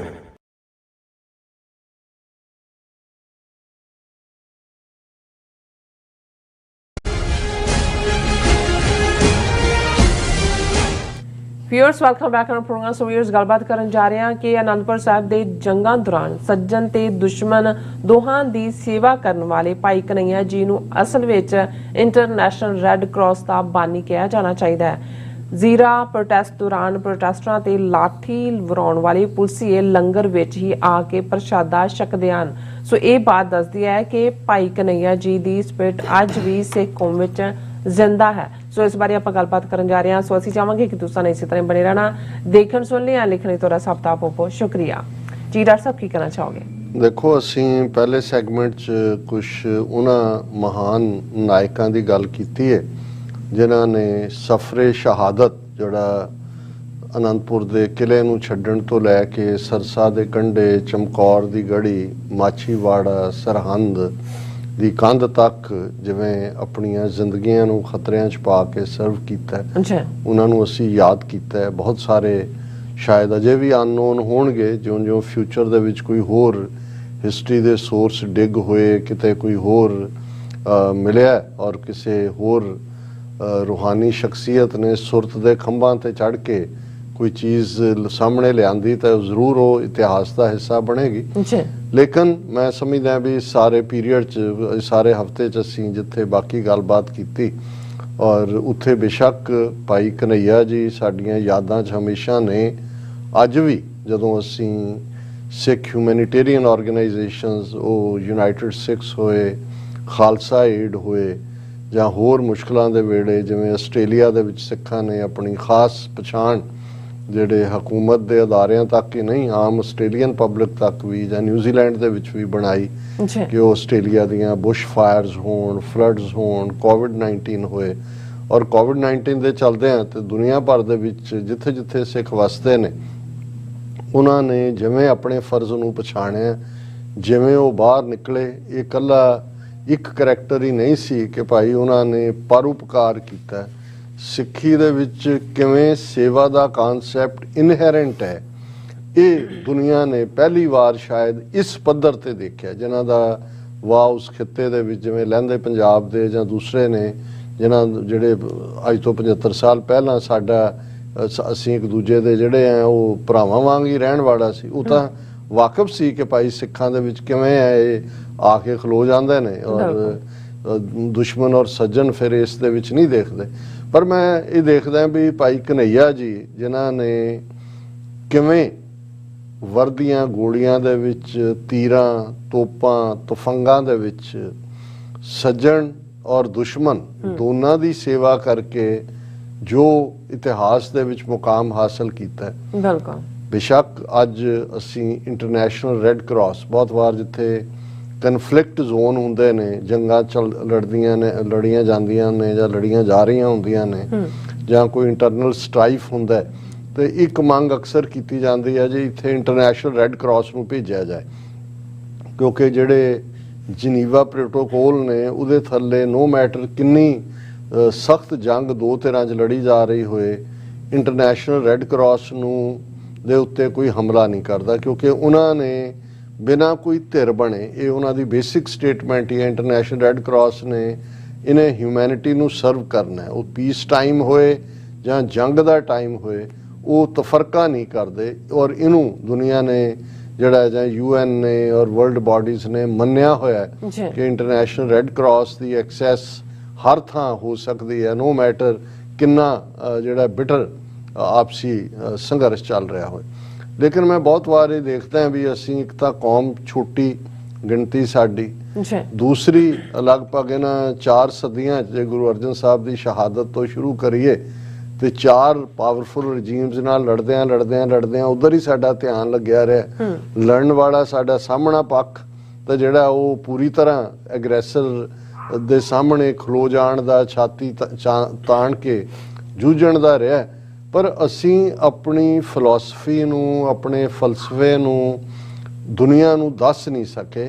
ਇਹ ਬੇਸ਼ੱਕ ਕੋਵਿਡ ਇੱਕ ਪਹਿਲਾ ਮੈਂ ਸਮਝਦਾ ਵੀ ਜੇ ਕਹਿਣਾ ਹੋਏ ਕਿ ਗਲੋਬਲ ਤੌਰ ਤੇ, ਹਾਲਾਂ ਦੋਨੋਂ ਵਰਲਡ ਵਾਰਸ ਦੇ ਵਿੱਚ first world war, second world war ਉਹਨਾਂ ਦੇ ਵਿੱਚ ਸਿੱਖ ਜੂਝੇ, ਉਸ ਲਈ ਸਿੱਖਾਂ ਦਾ ਵਾਰੀਅਰ ਕਰੈਕਟਰ ਤਾਂ ਸਾਹਮਣੇ ਆਇਆ। ਇਹ ਨਹੀਂ ਹੈ ਵੀ ਯੂਰਪ ਜਾਂ ਅਮਰੀਕਾ ਨੂੰ ਜਾਂ ਉਹਨਾਂ ਦੀ ਸਿੱਖ ਪਛਾਣ ਤਾਂ ਹੈ ਹੀ ਹੈ, ਉਹਦੇ ਥੱਲੇ ਉਹ ਕਰੈਕਟਰ ਵੀ ਸਾਹਮਣੇ ਆਇਆ ਕਿ ਭਾਈ ਲੜੇ ਟਫ ਤੋਂ ਟਫ ਬੈਟਲ 'ਚ। ਇਹ ਉਹਨਾਂ ਨੂੰ ਸਮਝ ਆ ਗਈ ਕਿ ਬਈ ਇਹ ਲੜਨ ਮਰਨ ਲਈ ਕਦੇ ਪਿੱਛੇ ਨਹੀਂ ਹਟਦੇ, ਇਹ ਜਦੋਂ ਵੀ ਆ ਜਾਣ ਜਿੱਥੇ ਆ ਕੇ ਖਲੋ ਜਾਣ ਫਿਰ ਇਹਨਾਂ ਨੇ ਪਿੱਛੇ ਨਹੀਂ ਹਟਣਾ। ਲੇਕਿਨ ਇਹ ਸਾਰਾ ਇੱਕ ਵਾਰੀਅਰ ਕਰੈਕਟਰ ਸਾਹਮਣੇ ਆਇਆ। ਲੇਕਿਨ ਸੇਵਾ ਦੇ ਪੱਖ 'ਚ ਨਿਤਰਨ ਦੀ ਗੱਲ ਜੇ ਮੈਂ ਇਹ ਕਹਾਂ ਕਿ ਕੋਵਿਡ ਦੇ ਕ੍ਰਾਈਸਿਸ ਜੇ ਫਸਟ ਵਰਲਡ ਵਾਰ 1914 ਤੋਂ 1918 'ਚ ਹੁੰਦਾ ਤੇ 2020 'ਚ ਕੋਵਿਡ ਆ ਜਾਂਦਾ। ਸੋ ਜਿਹੜਾ ਸਿੱਖਾਂ ਦਾ ਸੇਵਾ ਦਾ ਕਨਸੈਪਟ ਉੱਭਰ ਕੇ ਸਾਹਮਣੇ ਆਇਆ ਕਿ ਭਾਈ ਉਹ 100 ਸਾਲ ਬਾਅਦ ਹੀ ਆਇਆ ਔਰ ਆਉਣ ਵਾਲੇ ਸਮੇਂ 'ਚ ਮੈਂ ਸਮਝਦਾ ਵੀ ਸਾਨੂੰ ਇਸ ਦੇ ਉੱਤੇ ਹੋਰ ਵੀ ਕੰਮ ਕਰਨ ਦੀ ਲੋੜ ਹੈ ਕਿ ਭਾਈ ਕਿਵੇਂ ਜਿਹੜਾ ਅਸੀਂ ਸਿਰਫ ਟ੍ਰਿਗਰ ਦੇ ਉੱਤੇ ਹੀ ਜਿਹੜਾ ਉਹ ਹੱਥ ਰੱਖਣਾ ਜਾਂ ਉਂਗਲ ਰੱਖਣਾ ਨਹੀਂ ਜਾਣਦੇ ਕਿ ਭਾਈ ਅਸੀਂ ਗੋਲੀ ਚਲਾਉਣੀ ਜਾਣਦੇ ਸਾਨੂੰ। ਔਰ ਇਹ ਵੀ ਹੈ ਕਿ ਕਿਵੇਂ ਇਨਸਾਨੀਅਤ ਜਿਹੜੀ ਹੈ ਉਹ ਸਾਡੇ ਮਜ਼ਹਬ ਦਾ ਮੁੱਖ ਧੁਰ ਹੈ। ਔਰ ਇਹਦੇ 'ਚ ਮੈਂ ਸਮਝਦਾ ਵੀ ਜਿਵੇਂ UN ਲੈਵਲ ਤੇ ਡਾਕਟਰ ਇਕਬਾਲ ਕਰਾਮਤ ਚੀਮਾ ਉਹਨਾਂ ਦੇ ਐਫਰਟ ਨਾਲ ਜਦੋਂ ਸਿੱਖੀ ਦੀ ਨੂੰ ਡਿਫਾਈਨ ਕੀਤਾ ਜਾਂਦਾ ਹੈ। ਖਾਲਕ ਖਲਕ ਖਲਕ ਮੈਂ ਖਾਲਕ ਵੀ ਹੁਣ ਹੁਕਮ ਹੋਆ ਮਿਹਰਬਾਨ ਦਾ। ਫਿਰ ਔਰਤ ਦੇ ਰੁਤਬੇ ਦੀ ਗੱਲ ਔਰ ਰੱਬ ਦਾ ਬੰਦਾ ਕਿਵੇਂ ਕਿ ਜਿਹੜਾ ਹੈ ਉਸ ਦੇ ਵਿੱਚ ਉਹ ਸੂਰਜ ਔਰ ਸੂਰਜ ਜਿਵੇਂ ਹਰ ਇੱਕ ਦੇ ਲਈ ਬ੍ਰਹਮ ਗਿਆਨੀ ਸਦਾ ਨਿਰਦੋਖ ਜੈਸੇ ਸੂਰ ਸਰਬ ਕੋ ਸੋਖ। ਇਹ UN ਦੀ ਉਸ ਡੈਕਲੇਰੇਸ਼ਨ 'ਚ ਸ਼ਾਮਲ ਕੀਤੀ ਤੁਕ ਹੈ ਕਿ ਬ੍ਰਹਮ ਗਿਆਨੀ ਰੱਬ ਦਾ ਬੰਦਾ ਇਵੇਂ ਹੀ ਬਿਨਾਂ ਕਿਸੇ ਜਿਹੜਾ ਭੇਦਭਾਵ ਤੋਂ ਹੁੰਦਾ ਹੈ। ਜੈਸੇ ਸੂਰਜ ਨੂੰ ਕਹਿੰਦੇ ਨੇ ਸਰਬ ਕੋ ਸੋਖ, ਕਿ ਜਿਵੇਂ ਸੂਰਜ ਹਰ ਇੱਕ ਨੂੰ ਆਪਣੀਆਂ ਉਹ ਗਰਮੀ ਦੀਆਂ ਕਿਰਨਾਂ ਰਾਹੀਂ ਉਹ ਗਰਮੈਸ਼ ਪਹੁੰਚਾਉਂਦਾ ਹੈ, ਕਿਸੇ 'ਚ ਭਿੰਨ ਭੇਦ ਨਹੀਂ ਕਰਦਾ। ਇਸੇ ਤਰ੍ਹਾਂ ਸਿੱਖ ਵੀ ਕਿਸੇ 'ਚ ਨਹੀਂ ਕਰਦਾ। ਸੋ ਭਾਈ ਕਨ੍ਹਈਆ ਜਿਹੜੇ ਕਰੈਕਟਰ ਜੰਗ ਦੇ ਮੈਦਾਨ ਦੇ ਵਿੱਚ, ਔਰ ਜਿਹੜੇ ਸਾਡੇ ਨਾਲ ਨੌਨ ਸਿੱਖ ਜੁੜਦੇ ਨੇ ਉਹਨਾਂ ਦੀ ਗਿਆਤ ਲਈ ਮੈਂ ਜ਼ਰੂਰ ਦੱਸਦੇ ਹਾਂ ਕਿ ਜੰਗਾਂ ਗੁਰੂ ਸਾਹਿਬ ਨੇ 14 ਆਪਣੇ ਜੀਵਨ ਦੀਆਂ ਲੜੀਆਂ, 11 ਉਹਨਾਂ ਦੇ ਵਿੱਚ ਪਹਾੜੀ ਰਾਜਿਆਂ ਦੇ ਨਾਲ, ਔਰ 3 ਜਿਹੜੀਆਂ ਨੇ ਉਹਨਾਂ 'ਚ ਫਿਰ ਸੂਬਾ ਸਰਹੰਦ, ਲਾਹੌਰ, ਕਸ਼ਮੀਰ, ਈਵਨ ਮੁਲਤਾਨ, ਉਹਨਾਂ ਦੀਆਂ ਸਾਂਝੀਆਂ ਫੌਜਾਂ ਵੀ ਜਿਹੜੀਆਂ ਉਸ ਸ਼ਮੂਲੀਅਤ ਹੋਈਆਂ। ਸੋ ਇਹਦੇ 'ਚ ਇੱਕ ਸਿੱਖ ਕਰੈਕਟਰ ਜਿਨ੍ਹਾਂ ਬਾਰੇ ਭਾਈ ਕਨ੍ਹਈਆ ਜੀ ਜਿਹੜੇ ਜੰਗ ਦੇ ਮੈਦਾਨ 'ਚ, ਔਰ ਅੱਜ ਵੀ ਜਦੋਂ ਭਾਈ ਕਨ੍ਹਈਆ ਜੀ ਦੀ ਪਿਕਚਰ ਦੇਖੀ ਜਾਂਦੀ ਹੈ, ਮੈਂ ਪਹਿਲਾਂ ਪਿਛਲੇ ਸੈਗਮੈਂਟ 'ਚ ਬਿਆਨ ਕੀਤਾ ਕਿ ਮਸ਼ਕ ਕੀ ਹੁੰਦੀ ਹੈ। ਸੋ ਭਾਈ ਕਨ੍ਹਈਆ ਜੀ ਦੇ ਮੋਢਿਆਂ 'ਤੇ ਵੀ ਉਹ ਪਾਣੀ ਦੀ ਮਸ਼ਕ ਹੀ ਹੈ। ਉਹ ਉਸ ਦੇ ਰਾਹੀਂ ਉਹ ਸਭ ਨੂੰ ਪਾਣੀ ਪਿਆਉਂਦੇ ਨੇ। ਬੇਸ਼ੱਕ ਉਹ ਖੁਦ ਗੁਰਸਿੱਖ ਨੇ, ਲੇਕਿਨ ਉਹ ਜਦੋਂ ਜੰਗ ਦੇ ਮੈਦਾਨ 'ਚ ਜ਼ਖਮੀ ਨੇ, ਕੋਈ ਮੁਸਲਮਾਨ ਹੈ, ਕੋਈ ਪਹਾੜੀ ਹਿੰਦੂ ਫੌਜੀ ਹੈ, ਉਹਨਾਂ ਸਭ ਨੂੰ ਪਾਣੀ ਜਿਹੜਾ ਉਹਨਾਂ ਦੀ ਸੇਵਾ ਕਰਦੇ ਨੇ। ਔਰ ਗੁਰੂ ਗੋਬਿੰਦ ਸਿੰਘ ਸਾਹਿਬ ਦੇ ਕੋਲ ਜਾ ਕੇ ਸ਼ਿਕਾਇਤ ਕਰਦੇ ਨੇ ਸਿੱਖ ਕਿ ਦੇਖੋ ਇਹ ਤਾਂ ਦੁਸ਼ਮਣ ਦੇ ਨਾਲ ਰਲਿਆ ਹੋਇਆ, ਜਿਨ੍ਹਾਂ ਨੂੰ ਅਸੀਂ ਜ਼ਖਮੀ ਕਰਦੇ ਆਂ ਉਹਨਾਂ ਨੂੰ ਪਾਣੀ ਪਿਆ ਦਿੰਦੇ ਨੇ, ਉਹ ਜਦੋਂ ਫਿਰ ਹੋਸ਼ ਆਉਂਦੀ ਫਿਰ ਹਥਿਆਰ ਲੈ ਕੇ ਸਾਡੇ ਨਾਲ ਲੜਨ ਆ ਜਾਂਦੇ ਨੇ। ਸੋ ਗੁਰੂ ਸਾਹਿਬ ਨੇ ਤਲਬ ਕੀਤਾ ਭਾਈ ਕਨ੍ਹਈਆ ਜੀ ਨੂੰ, ਉਹਨਾਂ ਨੇ ਕਿਹਾ ਕਿ ਜੀ ਇਹ ਭਾਈ ਸਾਹਿਬ ਤੁਹਾਡੇ ਖਿਲਾਫ ਸ਼ਿਕਾਇਤ ਹੈ।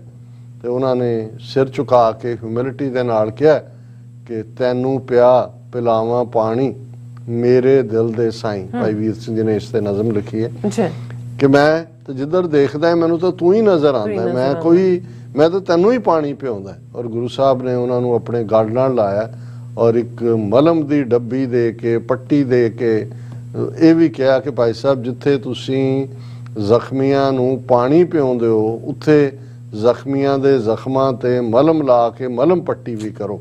ਔਰ ਇਹਨੂੰ ਮੈਂ ਜਦੋਂ ਇਹ ਕਿਹਾ ਕਿ ਭਾਈ ਜੇ ਇੰਟਰਨੈਸ਼ਨਲ ਰੈੱਡ ਕਰਾਸ ਦੇ ਕਿਸੇ ਨੂੰ ਬਾਨੀ ਕਹਿਣਾ ਤੇ ਉਹ ਭਾਈ ਕਨ੍ਹਈਆ ਜੀ ਨੇ।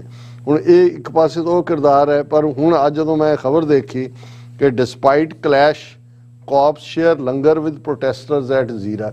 ਹੁਣ ਜ਼ੀਰਾ 'ਚ ਇੱਕ ਸ਼ਰਾਬ ਫੈਕਟਰੀ ਜਿਹਨੂੰ ਪੈਟਰਨਾਈਜ਼ ਭਗਵੰਤ ਮਾਨ, ਉਹਦਾ ਮਾਲਕ ਦੀਪ ਮਲਹੋਤਰਾ ਜਿਹਨੇ ਕਰੋੜਾਂ ਰੁਪਏ ਅਰਵਿੰਦ ਕੇਜਰੀਵਾਲ ਨੂੰ ਦਿੱਤੇ ਹੋਏ ਨੇ।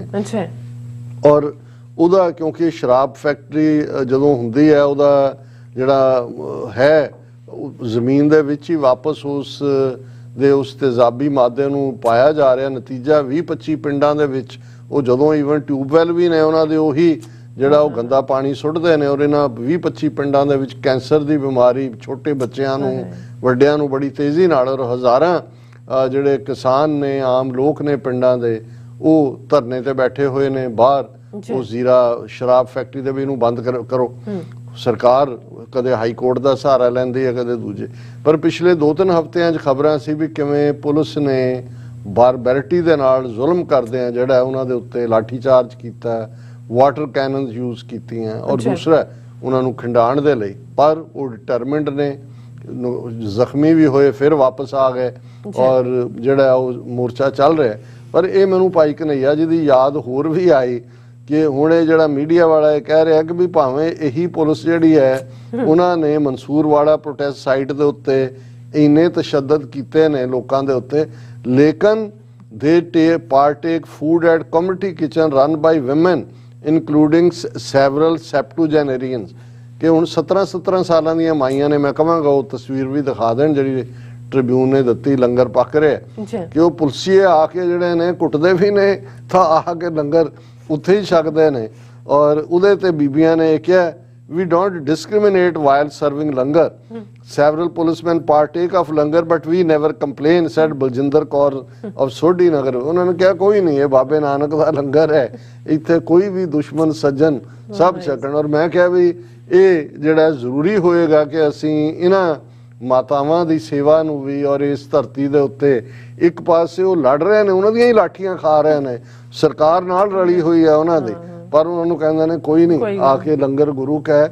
ਉਹ ਜਦੋਂ ਮਾਰ ਮਾਰ ਕੇ ਥੱਕ ਜਾਂਦੇ ਉਹਨਾਂ ਨੇ ਆ ਕੇ ਫਿਰ ਉਹਨਾਂ ਦੇ ਕੋਲ ਹੀ ਲੰਗਰ ਛਕ ਰਹੇ ਨੇ। ਇਹ ਬੇਸ਼ੱਕ ਵਕਤੀ ਤੌਰ ਤੇ ਕਈਆਂ ਨੂੰ ਲੱਗਦਾ ਇਹਨਾਂ ਦੇ ਛਿੱਤਰ ਫੇਰੋ, ਇਹਨਾਂ ਨੂੰ ਲੰਗਰ ਖਵਾਉਣ ਦੀ ਕੀ ਲੋੜ ਹੈ, ਪਰ ਮੈਂ ਸਮਝਦਾ ਵੀ ਇਹ ਭਾਈ ਕਨਈਆ ਜੀ ਉਹ ਕਿਰਦਾਰ ਵੀ ਗੁਰੂ ਕੇ ਨਾਲ ਨਾਲ ਸਾਨੂੰ ਦੱਸ ਰਹੇ ਨੇ ਕਿ ਭਾਈ ਅਸੀਂ ਇਹਦੇ ਬਾਵਜੂਦ ਇਹੀ ਹੈ ਕਿ ਵਿਸਰ ਗਈ ਸਭ। ਹੁਣ ਇਹ ਅਵਸਥਾਵਾਂ ਨੇ ਜਿਨ੍ਹਾਂ ਚ ਤੁਸੀਂ ਪਹੁੰਚ ਜਾਂਦੇ ਹੋ, ਵਿਸਰ ਗਈ ਸਭ ਤਾਤ ਪਰਾਈ, ਜਬ ਤੇ ਸਾਧ ਸੰਗਤ ਮੋਹਿ ਪਾਈ, ਨਾ ਕੋ ਵੈਰੀ ਨਹੀਂ ਬੇਗਾਨਾ, सगल संग हमको बनाई। ए ना को वैरी नहीं बगाना। भाई कन्हैया जिस अवस्था ते पहुंचे ते सल्यूट है इन्हां मातावां भैणां नूं भी जिन्हां ने ना सिर्फ लंगर बना, ये किन्नी ठंड है किवें वो सर्व कर रहे ने, लेकिन उन्हां नूं लगदा कोई नहीं, आ जाओ वीरो ਤੁਸੀਂ ਭਾਵੇਂ ਕੁੱਟਿਆ ਵੀ ਆ ਕੋਈ ਨਹੀਂ, ਭੁੱਖੇ ਨਾ ਜਾਓ। ਜੀ ਡਾਕਟਰ ਸਾਹਿਬ ਤੁਹਾਡਾ ਬਹੁਤ ਬਹੁਤ ਸ਼ੁਕਰੀਆ। ਸਾਥ ਰਹਿਣ ਬ੍ਰੇਕ ਵਿਊਅਰਸ ਤੁਸੀਂ ਇਸੇ ਤਰ੍ਹਾਂ ਬਣੇ ਰਹਿਣਾ, ਮਿਲਦੇ ਆਂ ਛੋਟੇ ਜਿਹੇ ਵਕਫੇ ਤੋਂ ਬਾਅਦ।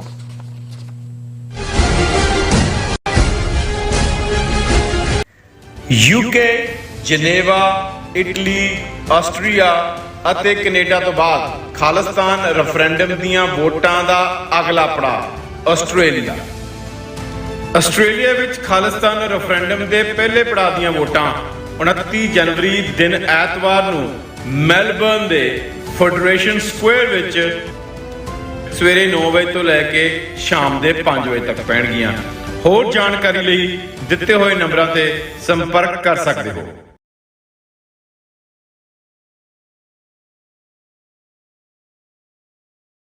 ਕੀ ਤੁਸੀਂ ਰੋਜ਼ਾਨਾ ਕੰਮ ਤੇ ਆਪਣਾ ਵਧੇਰੇ ਸਮਾਂ ਬਿਤਾਉਣ ਤੋਂ ਪਰੇਸ਼ਾਨ ਹੋ? ਆਪਣੀ ਪੂੰਜੀ ਨੂੰ ਕੰਮ ਤੇ ਲਗਾਓ, ਸਾਡੇ ਨਾਲ ਇਨਵੈਸਟ ਕਰੋ।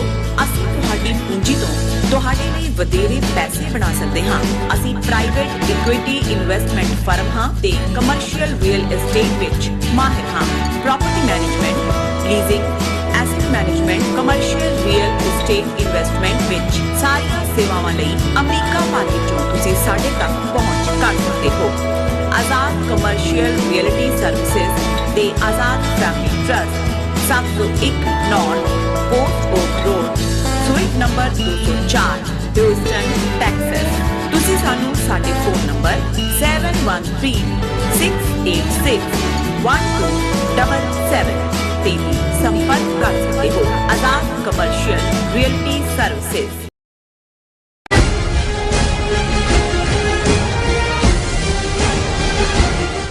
Viewers welcome back to program. Viewers ਗੱਲਬਾਤ ਕਰਨ ਜਾ ਰਹੇ ਹਾਂ ਕਿ ਦਲਾਈ ਲਾਮੇ ਨੇ ਆਪਣੀ ਇੱਕ ਭਾਸ਼ਣ ਵਿੱਚ ਕਿਹਾ ਹੈ ਕਿ ਭਾਰਤ ਵਿੱਚ ਸਭ ਧਰਮਾਂ ਦਾ ਸਤਿਕਾਰ ਹੈ ਔਰ ਇਸ ਤੋਂ ਵੱਡਾ ਝੂਠ ਕੀ ਹੋ ਸਕਦਾ। ਸੋ ਇਸ ਬਾਰੇ ਆਪਾਂ ਗੱਲਬਾਤ ਕਰਨ ਜਾ ਰਹੇ ਹਾਂ। ਸੋ ਅਸੀਂ ਚਾਹਾਂਗੇ ਕਿ ਤੁਸੀਂ ਇਸੇ ਤਰ੍ਹਾਂ ਬਣੇ ਰਹਿਣਾ।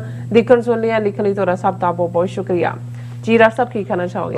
ਦੇਖੋ ਅਸੀਂ YouTube ਚੈਟ ਤੇ ਸਾਡੇ ਵੀਰ ਰਾਜੂ ਕੁਮਾਰ, ਜਗਸ਼ੀਰ ਸਿੰਘ ਸਿੱਧੂ, ਸੰਤੋਖ ਸਿੰਘ, ਬਲਜੀਤ ਵੜੈਚ, ਭਾਈ ਦਵਿੰਦਰ ਸਿੰਘ, ਜ਼ੁਬੇਰ ਯਾਕੂਬ ਸਾਹਿਬ, ਇਹਨਾਂ ਸਾਰਿਆਂ ਦਾ ਸ਼ੁਕਰੀਆ ਅਦਾ ਕਰਦੇ ਹਾਂ। ਔਰ ਸਾਨੂੰ ਖੁਸ਼ੀ ਹੈ ਜਿਵੇਂ ਰਾਜੂ ਕੁਮਾਰ ਜੀ ਨੇ ਜਿੱਥੇ ਖਾਲਿਸਤਾਨ ਜ਼ਿੰਦਾਬਾਦ ਕਿਹਾ ਉੱਥੇ ਉਹਨਾਂ ਨੇ ਪ੍ਰੋਗਰਾਮ ਦੀ ਤਾਰੀਫ ਵੀ ਕੀਤੀ। ਹਾਲਾਂਕਿ ਕਈ ਵਾਰ ਸਾਡੇ ਕੁਝ ਜਿਹੜੇ ਵਿਊਅਰ ਨੇ ਉਹ ਇੱਕ ਦੂਜੇ ਚ ਉਲਝਣ ਦੀ ਵੀ ਕੋਸ਼ਿਸ਼ ਕਰਦੇ ਨੇ। ਅਸੀਂ ਕਦੇ ਨਹੀਂ ਇਹ ਕਿਹਾ ਕਿ ਭਾਈ ਸਾਡੀ ਲੜਾਈ ਜਿਹੜੀ 18ਵੀਂ ਸਦੀ ਚ ਇਸਲਾਮ ਦੇ ਖਿਲਾਫ ਸੀ ਜਾਂ ਅੱਜ ਸਾਡੀ ਲੜਾਈ ਹਿੰਦੂ ਧਰਮ ਦੇ ਖਿਲਾਫ ਹੈ।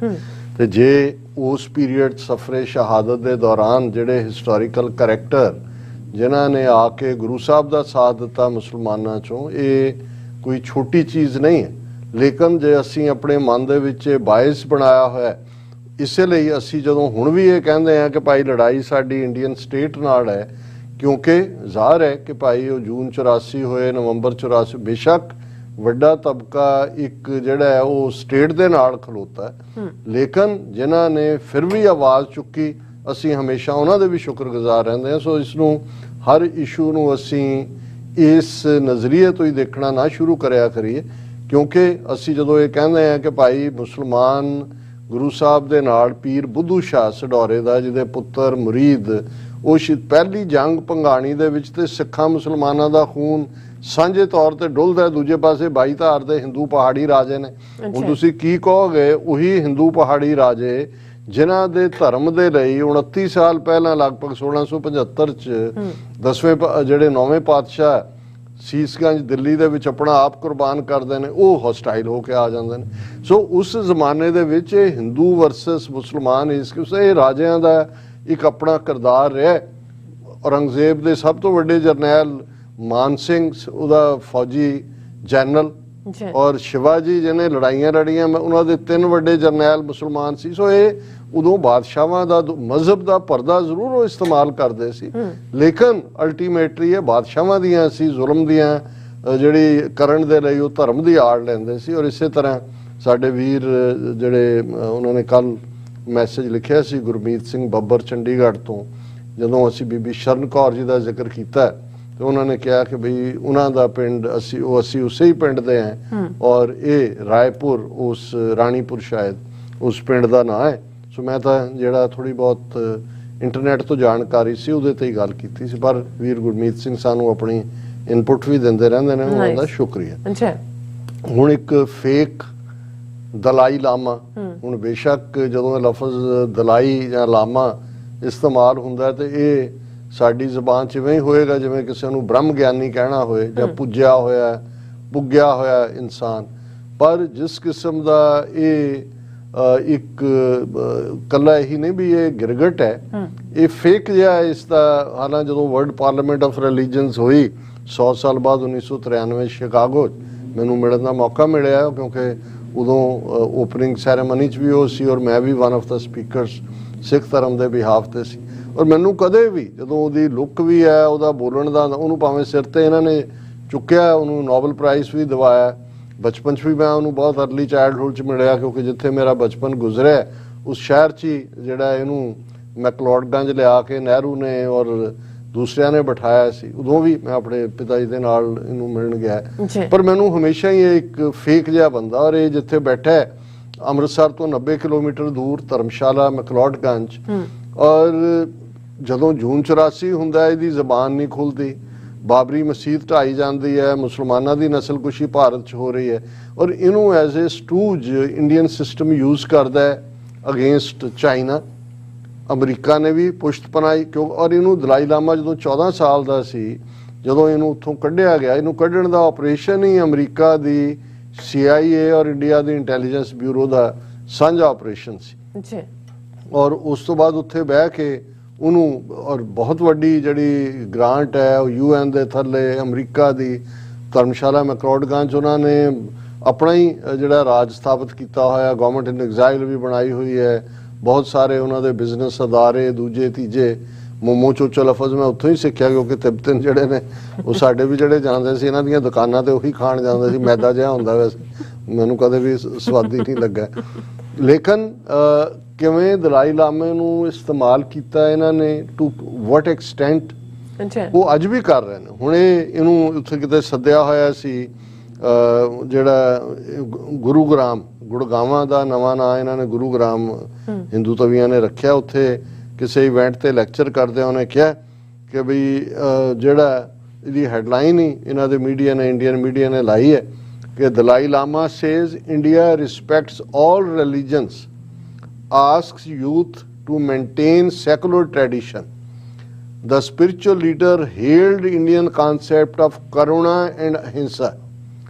ਹੁਣ ਮਤਲਬ ਇੱਕ ਬੰਦਾ ਜਿਹਦੀਆਂ ਅੱਖਾਂ ਖੁੱਲੀਆਂ ਹੋਣ, ਦੇਖ ਰਿਹਾ ਹੋਏ, ਉਹਨੂੰ ਇਹ ਨਜ਼ਰ ਨਹੀਂ ਆ ਰਿਹਾ ਵੀ ਇੰਡੀਆ ਕਿੰਨਾ ਕੁ ਬਾਕੀ ਧਰਮਾਂ ਦਾ ਰਿਸਪੈਕਟ ਕਰ ਰਿਹਾ। ਰਾਦਰ ਉਹ ਤਾਂ ਨਾਜ਼ੀਆਂ ਦੀ ਆਈਡੀਓਲੋਜੀ ਦੇ ਉੱਤੇ ਚੱਲਦੇ ਆ, ਉਹਨਾਂ ਨੂੰ ਐਲੀਮੀਨੇਟ ਕਰ ਰਿਹਾ। ਔਰ ਇਹ ਦਲਾਈ ਲਾਮੇ ਦਾ ਜਿੱਥੇ ਬੈਠਾ ਟਿਕ ਕੇ ਉੱਥੋਂ 90 ਕਿਲੋਮੀਟਰ ਦੂਰ ਅੰਮ੍ਰਿਤਸਰ। ਔਰ ਮੈਂ ਇਸ ਲਈ ਜ਼ਿਕਰ ਕਰਦਾ ਕਿ ਇਹਨੂੰ ਦਲਾਈ ਲਾਮੇ ਨੂੰ ਸਿੱਖ ਲੀਡਰਸ਼ਿਪ ਨੇ ਵੀ ਪਜ਼ੀਰਾਈ ਦਿੱਤੀ, ਉਹਨਾਂ ਨੇ ਵੀ ਸਿਰ ਤੇ ਚੁੱਕਿਆ। 1969 ਦੇ ਵਿੱਚ ਜਦੋਂ ਮੈਂ ਤਾਂ ਐਜ਼ ਏ ਚਾਈਲਡ ਮੈਨੂੰ ਯਾਦ ਹੈ ਵੀ ਆਤਮਾ ਸਿੰਘ ਕਪੂਰਥਲਾ ਦਾ ਸੀ, ਉਹਦੀ ਕਨਸਟੀਚੁਐਂਸੀ ਸੁਲਤਾਨਪੁਰ ਲੋਧੀ, ਅਕਾਲੀਆਂ ਦੀ ਹਕੂਮਤ ਸੀ, ਮਿਨਿਸਟਰ ਸੀ, ਉਹਨਾਂ ਮਾਲ ਮੰਤਰੀ ਸੀ, ਰੈਵਨਿਊ ਮਿਨਿਸਟਰ। ਔਰ ਉਹ ਆਪਣੀ ਸਰਕਾਰੀ ਗੱਡੀ ਦੇ ਵਿੱਚ ਆਇਆ। ਉੱਥੇ ਸਰਕਟ ਹਾਊਸ ਵੀ ਧਰਮਸ਼ਾਲਾ ਰਿਹਾ। ਮੈਕਲੋਡਗੰਜ ਇਨਵਾਈਟ ਕਰਨ ਦਲਾਈ ਲਾਮੇ ਨੂੰ ਕਿ ਜੀ 500 ਸਾਲਾ ਗੁਰੂ ਨਾਨਕ ਸਾਹਿਬ ਦਾ ਪ੍ਰਕਾਸ਼ ਪੁਰਬ ਹੈ ਤੇ 5 ਵੱਡੇ ਜਿਹੜੇ ਧਰਮ ਨੇ ਉਹਨਾਂ ਦੇ ਮੁਖੀਆਂ ਨੂੰ ਉੱਥੇ ਅੰਮ੍ਰਿਤਸਰ ਇਨਵਾਈਟ ਕੀਤਾ ਗਿਆ ਕਿ ਉਹ ਆਣਗੇ ਉਹਨਾਂ ਦਾ। ਔਰ ਦਲਾਈ ਲਾਮਾ ਨੂੰ ਇਨਵੀਟੇਸ਼ਨ ਦੇਣ ਆਇਆ ਪੰਜਾਬ ਦਾ ਅਕਾਲੀ ਮਿਨਿਸਟਰ ਕਿ ਆਓ। ਇਹ ਗਿਆ ਵੀ, ਇਹਨੂੰ ਬਹੁਤ ਆਨਰ ਕੀਤਾ ਗਿਆ ਜੀ, ਬੁੱਧ ਧਰਮ ਦਾ ਬੜਾ ਫਲਾਣਾ। ਹੁਣ ਉਹੀ ਜਿਹੜਾ ਦਲਾਈ ਲਾਮਾ ਉੱਥੇ ਐਜ਼ ਇੱਕ ਵਨ ਆਫ ਦਾ 5 ਮੇਜਰ ਰਿਲੀਜਨਸ ਦਾ ਨੁਮਾਇੰਦਾ ਬਣ ਕੇ ਜਾਂਦਾ ਹੈ। ਉਸੇ ਹੀ ਦਰਬਾਰ ਸਾਹਿਬ ਦੇ ਉੱਤੇ 1969 ਚ ਇਹਨੂੰ ਆਨਰ ਕੀਤਾ ਜਾਂਦਾ ਹੈ, ਇਹ ਬੋਲਣ ਜਾਂਦਾ ਹੈ ਔਰ 1984 ਤੱਕ ਪਹੁੰਚਦੇ ਆ। ਤੁਸੀਂ 15 ਸਾਲ ਬੀਤੇ ਨੇ। ਹੁਣ ਅਟੈਕ ਹੁੰਦਾ ਹੈ ਟੈਂਕਾਂ ਤੋਂ। ਈਵਨ ਪੋਪ ਜਿਹੜਾ ਉਹ ਪ੍ਰੋਟੈਸਟ ਦੀ ਗੱਲ ਕਰਦਾ ਹੈ ਕਿ ਜੀ ਧਾਰਮਿਕ ਥਾਵਾਂ ਤੇ ਖੂਨ ਨਹੀਂ ਸੀ ਡੋਲਿਆ ਜਾਣਾ ਚਾਹੀਦਾ, ਪਰ ਇਹਦੀ ਜ਼ਬਾਨ ਬੰਦ ਰਹਿੰਦੀ ਹੈ। ਇਹਨੂੰ ਨਜ਼ਰ ਨਹੀਂ ਆਇਆ ਵੀ ਇਹ ਕਿਹੜਾ ਰਿਸਪੈਕਟ ਹੈ ਕਿ ਤੁਸੀਂ ਇੱਕ ਸਭ ਤੋਂ ਮੁਕੱਦਸ ਥਾਂ ਦੇ ਉੱਤੇ ਟੈਂਕਾਂ ਤੋਪਾਂ ਨਾਲ ਹਮਲਾ ਕਰਕੇ ਡਿਸਟਰੋਏ। ਫਿਰ ਬਾਬਰੀ ਮਸਜਿਦ ਜਿਹੜੀ 6 ਦਸੰਬਰ 1992 ਮੁਸਲਮਾਨਾਂ ਦੀ ਨਸਲਕੁਸ਼। ਈਵਨ ਬੋਧੀਆਂ ਦੇ ਨਾਲ ਕੀ ਹੋਇਆ, ਕਿਵੇਂ ਬੁੱਧ ਧਰਮ ਦਾ ਖਾਤਮਾ ਬ੍ਰਾਹਮਣਵਾਦੀਆਂ ਨੇ ਉੱਥੋਂ ਕੀਤਾ, ਜਿਹਨੂੰ ਅਲਾਮਾ ਇਕਬਾਲ ਨੇ ਕਿਹਾ ਕਿ ਭਾਈ ਬ੍ਰਾਹਮਣ ਸਰਸ਼ਾਰ ਹੈ ਅਬ ਤੱਕ ਮੈਂ ਪਿਦਾਰ में ਸ਼ਮਾਏ ਗੌਤਮ ਜਲ ਰਹੀ ਹੈ ਮਹਿਫਲੇ ਅਗਿਆਰ में। ਕਿ ਇਹ ਹੰਕਾਰ ਦੀ ਸ਼ਰਾਬ ਪੀ ਕੇ ਬ੍ਰਾਹਮਣ ਅੱਜ ਵੀ ਇੱਥੇ ਜਿਹੜਾ ਦੰਦਨਾਉਂਦਾ ਫਿਰਦਾ ਤੇ ਗੌਤਮ ਬੁੱਧ ਦੀ ਗੱਲ ਜਿਹੜੀ ਹੈ ਉਹ ਮਹਿਫਲੇ ਅਗਿਆਰ ਬਾਹਰਲੇ ਮੁਲਕਾਂ ਦੇ ਵਿੱਚ ਹੈ। ਹੁਣ ਇਹਦੇ ਬਾਵਜੂਦ ਜੇ ਉੱਥੇ ਜਾ ਕੇ ਇਹਨਾਂ ਨੂੰ ਖੁਸ਼ ਕਰਨ ਦੇ ਲਈ ਇਹ ਕਹਿੰਦਾ ਹੈ ਕਿ ਜੀ ਇਹ ਇੰਡੀਆ ਬਹੁਤ ਇੱਥੇ ਅਹਿੰਸਾ ਹੈ ਔਰ ਕਰੁਣਾ ਕੰਪੈਸ਼ਨ ਨੂੰ ਕਹਿੰਦੇ ਨੇ, ਦਇਆ ਨੂੰ। ਕੰਪੈਸ਼ਨ ਨਜ਼ਰ ਆ ਰਹੀ ਹੈ ਜਦੋਂ ਜਿਉਂਦਿਆਂ ਹਜ਼ਾਰਾਂ ਸਿੱਖ ਜਿਉਂਦੇ ਜੀ ਸਾੜ ਦਿੱਤੇ ਕੈਪੀਟਲ ਦਿੱਲੀ ਦੇ ਵਿੱਚ। ਅੱਜ ਉਹ ਲਵ ਜਿਹਾਦ ਹੋਏ ਕੋਈ ਹੋਰ ਹੋਏ, ਕਿਵੇਂ ਹਿੰਦੂ ਤਵੀ ਵਿਜੀਲਾਂਟੇ ਗਰੁੱਪ ਮੁਸਲਮਾਨਾਂ ਨੂੰ ਕਿਵੇਂ ਲਿੰਚਿੰਗ ਕਰਦੇ ਨੇ, ਪਬਲਿਕ ਲਿੰਚਿੰਗ। ਇਹ ਕਰੋਨਾ ਹੋ ਰਹੀ ਹੈ ਇਹਨਾਂ ਦੀ। ਔਰ ਸਟੇਟ ਇੰਡੀਆ ਦੀ ਉਹ ਨਵੰਬਰ 84 ਹੋਏ, ਉਹ ਗੁਜਰਾਤ ਦਾ ਜਿਹੜਾ ਬੈਠਾ ਪ੍ਰਾਈਮ ਮਿਨਿਸਟਰ ਜਿਹਨੂੰ ਠੀਕ ਕਿਹਾ ਬਿਲਾਵਲ ਭੁੱਟੋ ਨੇ, ਬੁੱਚਰ ਆਫ ਗੁਜਰਾਤ, ਉਹਦੇ ਚੋਂ ਉਹਨੂੰ ਦਲਾਈ ਲਾਮੇ ਨੂੰ ਹਿੰਸਾ ਨਜ਼ਰ ਆ ਰਹੀ ਹੈ, ਕਰੋਨਾ ਨਜ਼ਰ ਆ ਰਹੀ। ਸੋ ਮੈਂ ਸਮਝਦਾ ਵੀ ਇਸ ਕਿਸਮ ਦੇ ਲੋਕ, ਅਸੀਂ ਤਾਂ 5 ਸਦੀਆਂ ਪਹਿਲਾਂ ਜਾਂ 3 ਸਦੀਆਂ ਪਹਿਲਾਂ ਧਰਮ ਦੇ ਗਾਰਬ ਦੇ ਵਿੱਚ ਜਾਂ ਪਹਿਰਾਵੇ ਦੇ ਵਿੱਚ ਲੁਕੇ ਹੋਏ ਹਿਪੋਕਰੇਟਸ ਦੀ ਗੱਲ ਕਰਦੇ ਹਾਂ। ਇਹ ਸਭ ਤੋਂ ਵੱਡਾ ਜਿਹੜਾ ਇਸ ਕਿਸਮ ਦਾ ਦੰਭੀ ਬੰਦਾ ਹੈ ਔਰ ਇਹ ਬਣਿਆ ਹੋਇਆ ਬੁੱਧ ਦੇ ਨਾਂ ਤੋਂ। ਬੁੱਧ ਤਾਂ ਸੱਚ ਦਾ ਨਾਂ ਹੈ, ਬੁੱਧ ਕੰਪੈਸ਼ਨ ਦਾ ਨਾਂ ਹੈ, ਬੁੱਧ ਜਿਹੜਾ ਹੈ ਉਹ ਕਿਸੇ ਵੀ ਜ਼ੁਲਮ ਦੇ ਸਾਹਮਣੇ ਨਾ ਝੁਕਣ ਦਾ ਨਾਂ। ਇੰਨੀ ਕਿ ਸਾਨੂੰ ਸਮਝ ਹੈ ਕਿ ਬੁੱਧ ਨੇ ਤਾਂ ਉਹੀ ਗੱਲ ਕਹੀ, ਉਹਨੇ ਦੁਨੀਆ ਦੀ ਪੀੜ ਨੂੰ ਸਮਝਿਆ ਔਰ ਉਸ ਪੀੜ ਚੋਂ ਅਹਿੰਸਾ ਪਰਮੋ ਧਰਮਾ ਨਿਕਲਿਆ। ਤੇ ਦਲਾਈ ਲਾਮੇ ਨੂੰ ਉੱਥੇ ਪੈਂਦੀਆਂ ਘੱਟ ਗਿਣਤੀਆਂ ਦੀਆਂ ਚੀਖ ਚਿਹਾੜਾ, ਉਹਨਾਂ ਦੀ ਨਸਲਕੁਸ਼ੀਆਂ ਨਜ਼ਰ ਨਹੀਂ ਆ ਰਹੀਆਂ ਔਰ ਉਹ ਇਹ ਕਹਿ ਰਿਹਾ ਕਿ ਇੰਡੀਆ ਰਿਸਪੈਕਟਸ ਆਲ ਰਿਲੀਜਨਸ। ਇਸ ਤੋਂ ਵੱਡਾ ਔਰ ਝੂਠਾ ਔਰ ਫਰੇਬੀ ਕੋਈ ਵੀ ਧਰਮ ਗੁਰੂ ਕੀ ਹੋਏਗਾ। ਬਿਲਕੁਲ ਰਾਸਾ, ਤੁਹਾਡਾ ਬਹੁਤ ਬਹੁਤ ਧੰਨਵਾਦ। ਸਾਥ ਲੈਣੇ ਬ੍ਰੇਕ। ਵਿਊਅਰਸ ਤੁਸੀਂ ਇਸੇ ਤਰ੍ਹਾਂ ਹੀ ਬਣੇ ਰਹਿਣਾ। ਮਿਲਦੇ ਹਾਂ ਆਫਟਰ ਦਿਸ ਸ਼ਾਰਟ ਬ੍ਰੇਕ। ਇੱਕ ਓੰਕਾਰ, ਇੱਕ ਸ਼ਬਦ ਵੱਖਰਾ ਕਹਿਣਾ, ਇੱਕ ਓੰਕਾਰ, ਇਸ ਤਰ੍ਹਾਂ ਬੋਲਣਾ। ਸਾਡਾ ਇਹ ਨਿੱਕਾ ਜਿਹਾ ਉਪਰਾਲਾ ਹੈ ਕਿ ਅਸੀਂ ਸਾਰੇ ਖੁਦ ਧੰਨ ਸ਼੍ਰੀ ਗੁਰੂ ਗ੍ਰੰਥ ਸਾਹਿਬ ਜੀ ਦੀ ਬਾਣੀ ਦਾ ਸ਼ੁੱਧ ਉਚਾਰਨ ਕਰ ਸਕੀਏ। ਸਤਿਨਾਮ ਕਰਤਾ ਪੁਰਖ।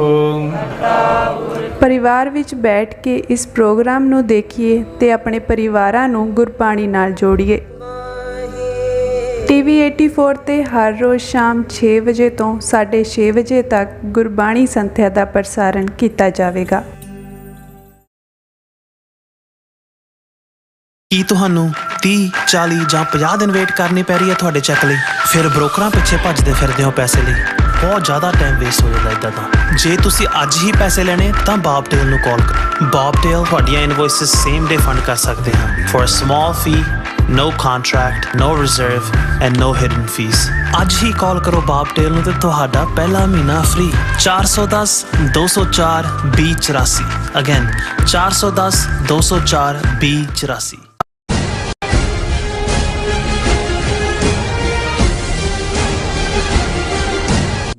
Viewers welcome back on program. So viewers ਗੱਲਬਾਤ ਕਰਨ ਜਾ ਰਹੇ ਹਾਂ ਕਿ ਰਾਸ਼ਟਰੀ ਜਨਤਾ ਦਲ ਪਾਰਟੀ ਦੇ ਸੀਨੀਅਰ ਮੁਸਲਿਮ ਆਗੂ ਅਬਦੁਲ ਸਦੀਕੀ ਨੇ ਕਿਹਾ ਹੈ ਕਿ ਭਾਰਤ ਮੁਲਕ ਹੁਣ ਮੁਸਲਮਾਨਾਂ ਲਈ ਸੁਰੱਖਿਅਤ ਨਹੀਂ ਹੈ।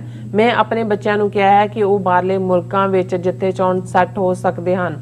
ਸੋ ਇਸ ਬਿਆਨ ਤੇ ਹਿੰਦੂਤਵੀਆਂ ਨੇ ਬੜਾ ਚੀਕ ਚਹਾੜਾ ਮਚਾਇਆ ਹੈ। ਸੋ ਇਸ ਬਾਰੇ ਆਪਾਂ ਗੱਲਬਾਤ ਕਰਨ ਜਾ ਰਹੇ ਹਾਂ। ਸੋ ਅਸੀਂ ਚਾਹਾਂਗੇ ਕਿ ਤੁਸੀਂ ਇਸੇ ਤਰ੍ਹਾਂ ਬਣੇ ਰਹਿਣਾ, ਦੇਖਣ ਸੁਣਨ ਜਾਂ ਲਿਖਣ ਲਈ ਤੁਹਾਡਾ ਸਭ ਦਾ ਬਹੁਤ ਬਹੁਤ ਧੰਨਵਾਦ ਜੀ। ਡਾਕਟਰ ਸਾਹਿਬ ਕੀ ਕਹਿਣਾ ਚਾਹੋਗੇ?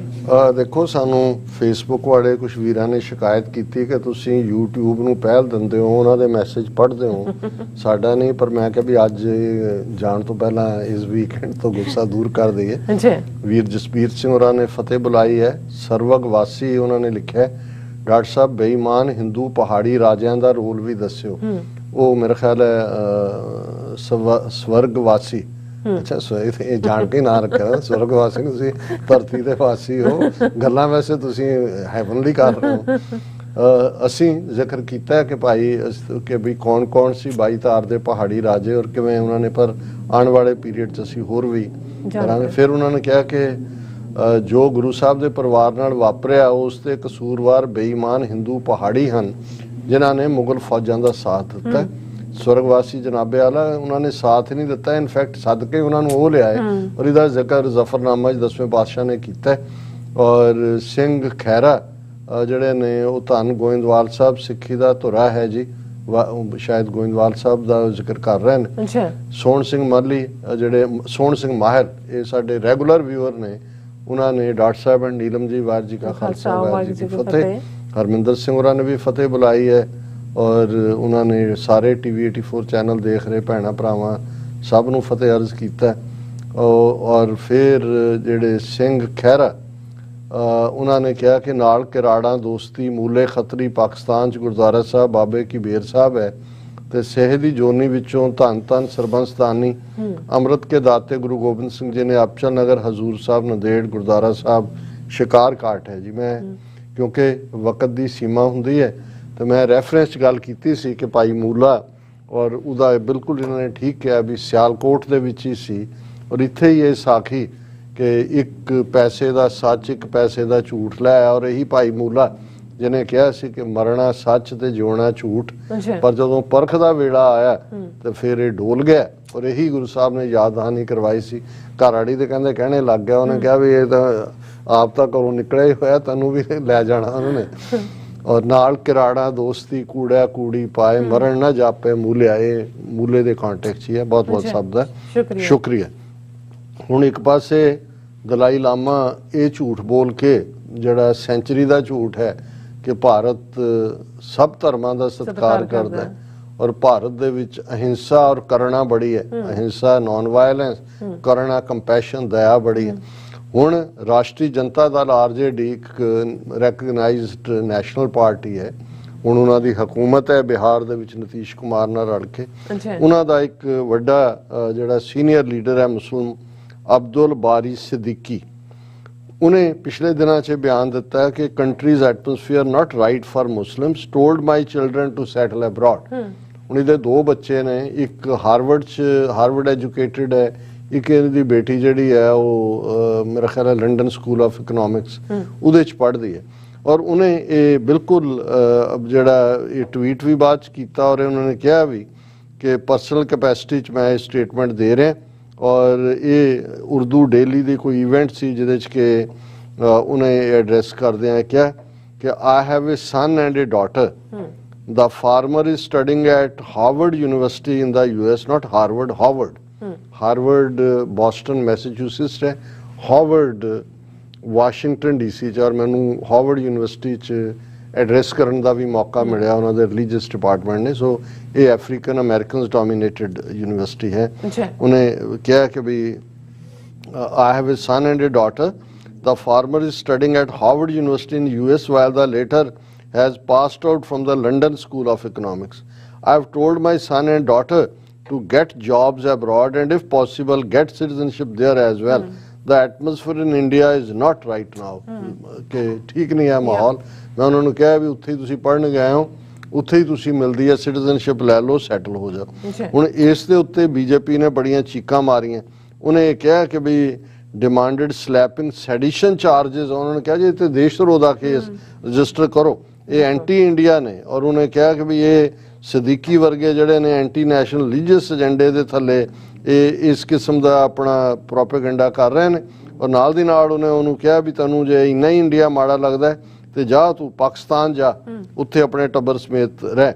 ਔਰ ਇਹ ਜਿਹੜਾ ਈਵਨ ਤੁਸੀਂ ਖੌਫ ਦੇਖੋ, ਹੁਣ ਇਹ ਆਰਜੇਡੀ ਦਾ ਸੀਨੀਅਰ ਲੀਡਰ ਹੈ, ਉਹਨੇ ਬਿਆਨ ਦਿੱਤਾ ਤੇ ਰਾਸ਼ਟਰੀ ਜਨਤਾ ਦਲ ਵਾਲਿਆਂ ਨੇ ਵੀ ਕਿਹਾ ਜੀ ਉਹਨੇ ਪਰਸਨਲ ਕੈਪੈਸਿਟੀ ਦਿੱਤਾ ਕਿਉਂਕਿ ਇੰਨਾ ਹਿੰਦੂਤਵਾ ਦਾ ਖੌਫ ਪੈਦਾ ਕਰ ਦਿੱਤਾ। ਉਹਨਾਂ ਨੂੰ ਲੱਗਾ ਕਿ ਬਈ ਇਹ ਸਾਡੇ ਹਿੰਦੂਤਵੀ ਵੋਟਰਾਂ ਨੂੰ ਪ੍ਰਭਾਵਿਤ ਕਰ ਸਾਡੇ ਵੋਟਰਾਂ ਨੂੰ ਇਹ ਹਿੰਦੂਤਵੀ ਥਾਟ ਪ੍ਰਭਾਵਿਤ ਕਰ ਸਕਦੀ ਹੈ। ਹੁਣ ਇਹ ਗੱਲ ਆਪਣੇ ਆਪ ਦੇ ਵਿੱਚ ਹੀ ਮੈਂ ਅਕਸਰ ਇਹ ਦੁਹਰਾਉਂਦਾ ਹੁੰਦਾ ਕਿ ਜਦੋਂ ਕੋਈ ਆ ਕੇ ਲੀਡਰ ਮੈਜੋਰਟੀ ਕਮਿਊਨਿਟੀ ਦਾ ਸਿੱਖਾਂ 'ਚ ਖਲੋ ਕੇ, ਜੀ ਸਿੱਖ ਬੜੇ ਦੇਸ਼ ਭਗਤ ਨੇ, ਮੈਂ ਕਿਹਾ ਜੀ ਕਦੇ ਕਿਸੇ ਹਿੰਦੂ ਲੀਡਰ ਨੇ ਹਿੰਦੂਆਂ 'ਚ ਖਲੋ ਕੇ ਕਿਹਾ ਹਿੰਦੂ ਬੜੇ ਦੇਸ਼ ਭਗਤ ਨੇ?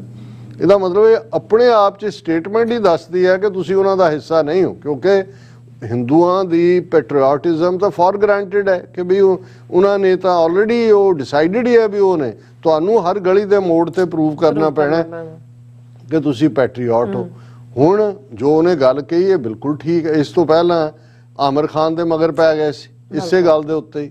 ਉਹਨੇ ਕਿਹਾ ਸੀ ਜੀ ਮੇਰੀ ਘਰ ਵਾਲੀ ਜਿਹੜੀ ਹੈ ਉਹ ਸ਼ਾਇਦ ਸ਼ਾਹਰੁਖ ਖਾਨ ਦੇ ਕਿ ਆਮਿਰ ਖਾਨ ਦੇ ਕਿ ਵੀ ਉਹਨੇ ਕਿਹਾ ਕਿ ਵੀ ਸਾਨੂੰ ਤਾਂ ਆਪਣੇ ਬੱਚਿਆਂ ਦੀ ਸੇਫਟੀ ਦਾ ਪਤਾ ਨਹੀਂ ਕਿਵੇਂ ਹੋਏਗਾ, ਔਰ ਉਹਦਾ ਉਹ ਹਾਲ ਕੀਤਾ। ਹੁਣ ਤੱਕ ਵੀ ਲੱਗੇ ਹੋਏ ਨੇ ਉਸ ਦੀਆਂ ਫਿਲਮਾਂ ਬਾਈਕਾਟ ਕਰਾਉਣ ਔਰ ਦੂਜੇ ਤੀਜੇ। ਔਰ ਅਸੀਂ ਇਹ ਸਮਝਦੇ ਹਾਂ ਕਿ ਈਵਨ ਅਬਦੁਲ ਸਦੀਕੀ ਦਾ ਇਹ ਬਿਆਨ ਜਿਹੜਾ ਬਿਲਕੁਲ ਫੈਕਟ ਤੇ ਆਧਾਰਿਤ ਹੈ, ਉੱਥੇ ਇਕੱਲਾ ਇਹੀ ਨਹੀਂ ਕਿ ਇਹ ਸੋਚਦੇ ਨੇ, ਮੁਸਲਮਾਨਾਂ ਦਾ ਵੀ ਔਰ ਜਿਹੜੇ ਸਿਆਣੇ ਸਿੱਖ ਵੀ ਨੇ ਜਿਨ੍ਹਾਂ ਨੂੰ ਇਹ ਨਜ਼ਰ ਆ ਰਿਹਾ ਕਿ ਭਾਈ ਇਹਨਾਂ ਨੇ ਸਾਨੂੰ ਇੱਥੇ ਰਹਿਣ ਨਹੀਂ ਦੇਣਾ ਇੱਜ਼ਤ ਆਬਰੂ ਦੇ ਨਾਲ, ਉਹ ਵੀ ਦੇਖਦੇ ਨੇ। ਐਵੇਂ ਨਹੀਂ 50-50 ਹਜ਼ਾਰ ਮੁੰਡਾ ਪੰਜਾਬ ਚੋਂ ਨਿਕਲ ਕੇ 50 ਹਜ਼ਾਰ ਕੈਨੇਡਾ ਪੜ੍ਹਨ ਦੇ ਬਹਾਨੇ ਆ ਗਿਆ।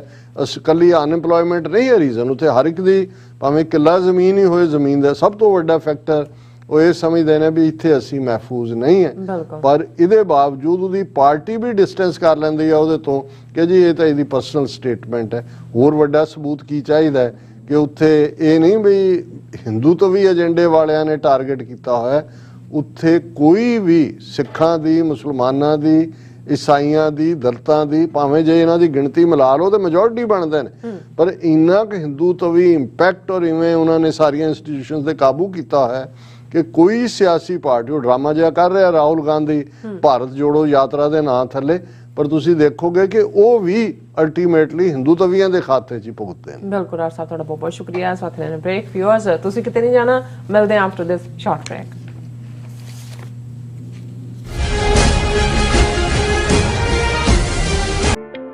ਸਿਗਨੇਚਰ ਟਰੱਕ ਸਰਵਿਸ ਰਾਊਟ 81 ਉੱਤੇ ਐਗਜ਼ਿਟ 235 ਤੇ ਟਰੱਕਰ ਵੀਰਾਂ ਲਈ 24 ਘੰਟੇ ਰੋਡ ਸਰਵਿਸ ਦੀ ਸੁਵਿਧਾ ਮੌਜੂਦ। Heavy duty repair, oil change, ਪੁਰਾਣੇ ਅਤੇ ਨਵੇਂ tyre, computer diagnostic, DPF cleaning, brake service ਜਾਂ ਰਸਤੇ ਵਿੱਚ ਆਈ ਹਰ ਤਰ੍ਹਾਂ ਦੀ ਰਿਪੇਅਰ ਪ੍ਰੋਫੈਸ਼ਨਲ ਟੀਮ ਵੱਲੋਂ ਕੀਤੀ ਜਾਂਦੀ ਹੈ। ਬ੍ਰੇਕਫਾਸਟ, ਲੰਚ ਅਤੇ ਡਿਨਰ ਲਈ ਪੰਜਾਬੀ ਢਾਬੇ ਦਾ ਆਨੰਦ ਵੀ ਮਾਣੋ। ਡਰਾਈਵਰ ਅਤੇ ਟਰੱਕ ਆਪਰੇਟਰ ਵੀਰ ਡਿਸਪੈਚ ਦੀ ਸਰਵਿਸ ਲਈ ਸਾਡੇ ਨਾਲ ਸੰਪਰਕ ਕਰਨ। Signature truck service 58 triangle drive, Weyers Cave, Virginia 24486।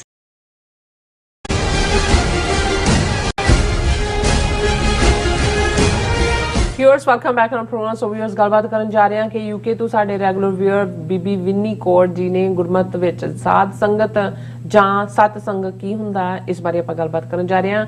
ਉਹਨਾਂ ਬਾਰੇ ਸਾਨੂੰ ਉਹਨਾਂ ਨੇ ਸਵਾਲ ਪੁੱਛਿਆ, ਉਸ ਬਾਰੇ ਗੱਲਬਾਤ ਕਰਨ ਜਾ ਰਹੇ ਹਾਂ। ਸੋ ਅਸੀਂ ਚਾਹਾਂਗੇ ਕਿ ਤੁਸੀਂ ਇਸੇ ਤਰ੍ਹਾਂ ਪੜੇ ਰਹਿਣਾ। ਦੇਖਣ ਸੁਣ ਲਿਆ, ਲਿਖਣ ਲਈ ਜ਼ੋਰ ਸਭ ਦਾ ਬਹੁਤ ਬਹੁਤ ਸ਼ੁਕਰੀਆ ਜੀ। ਡਾਕਟਰ ਸਾਹਿਬ ਕੀ ਵਿਚਾਰਾਂ ਨੇ?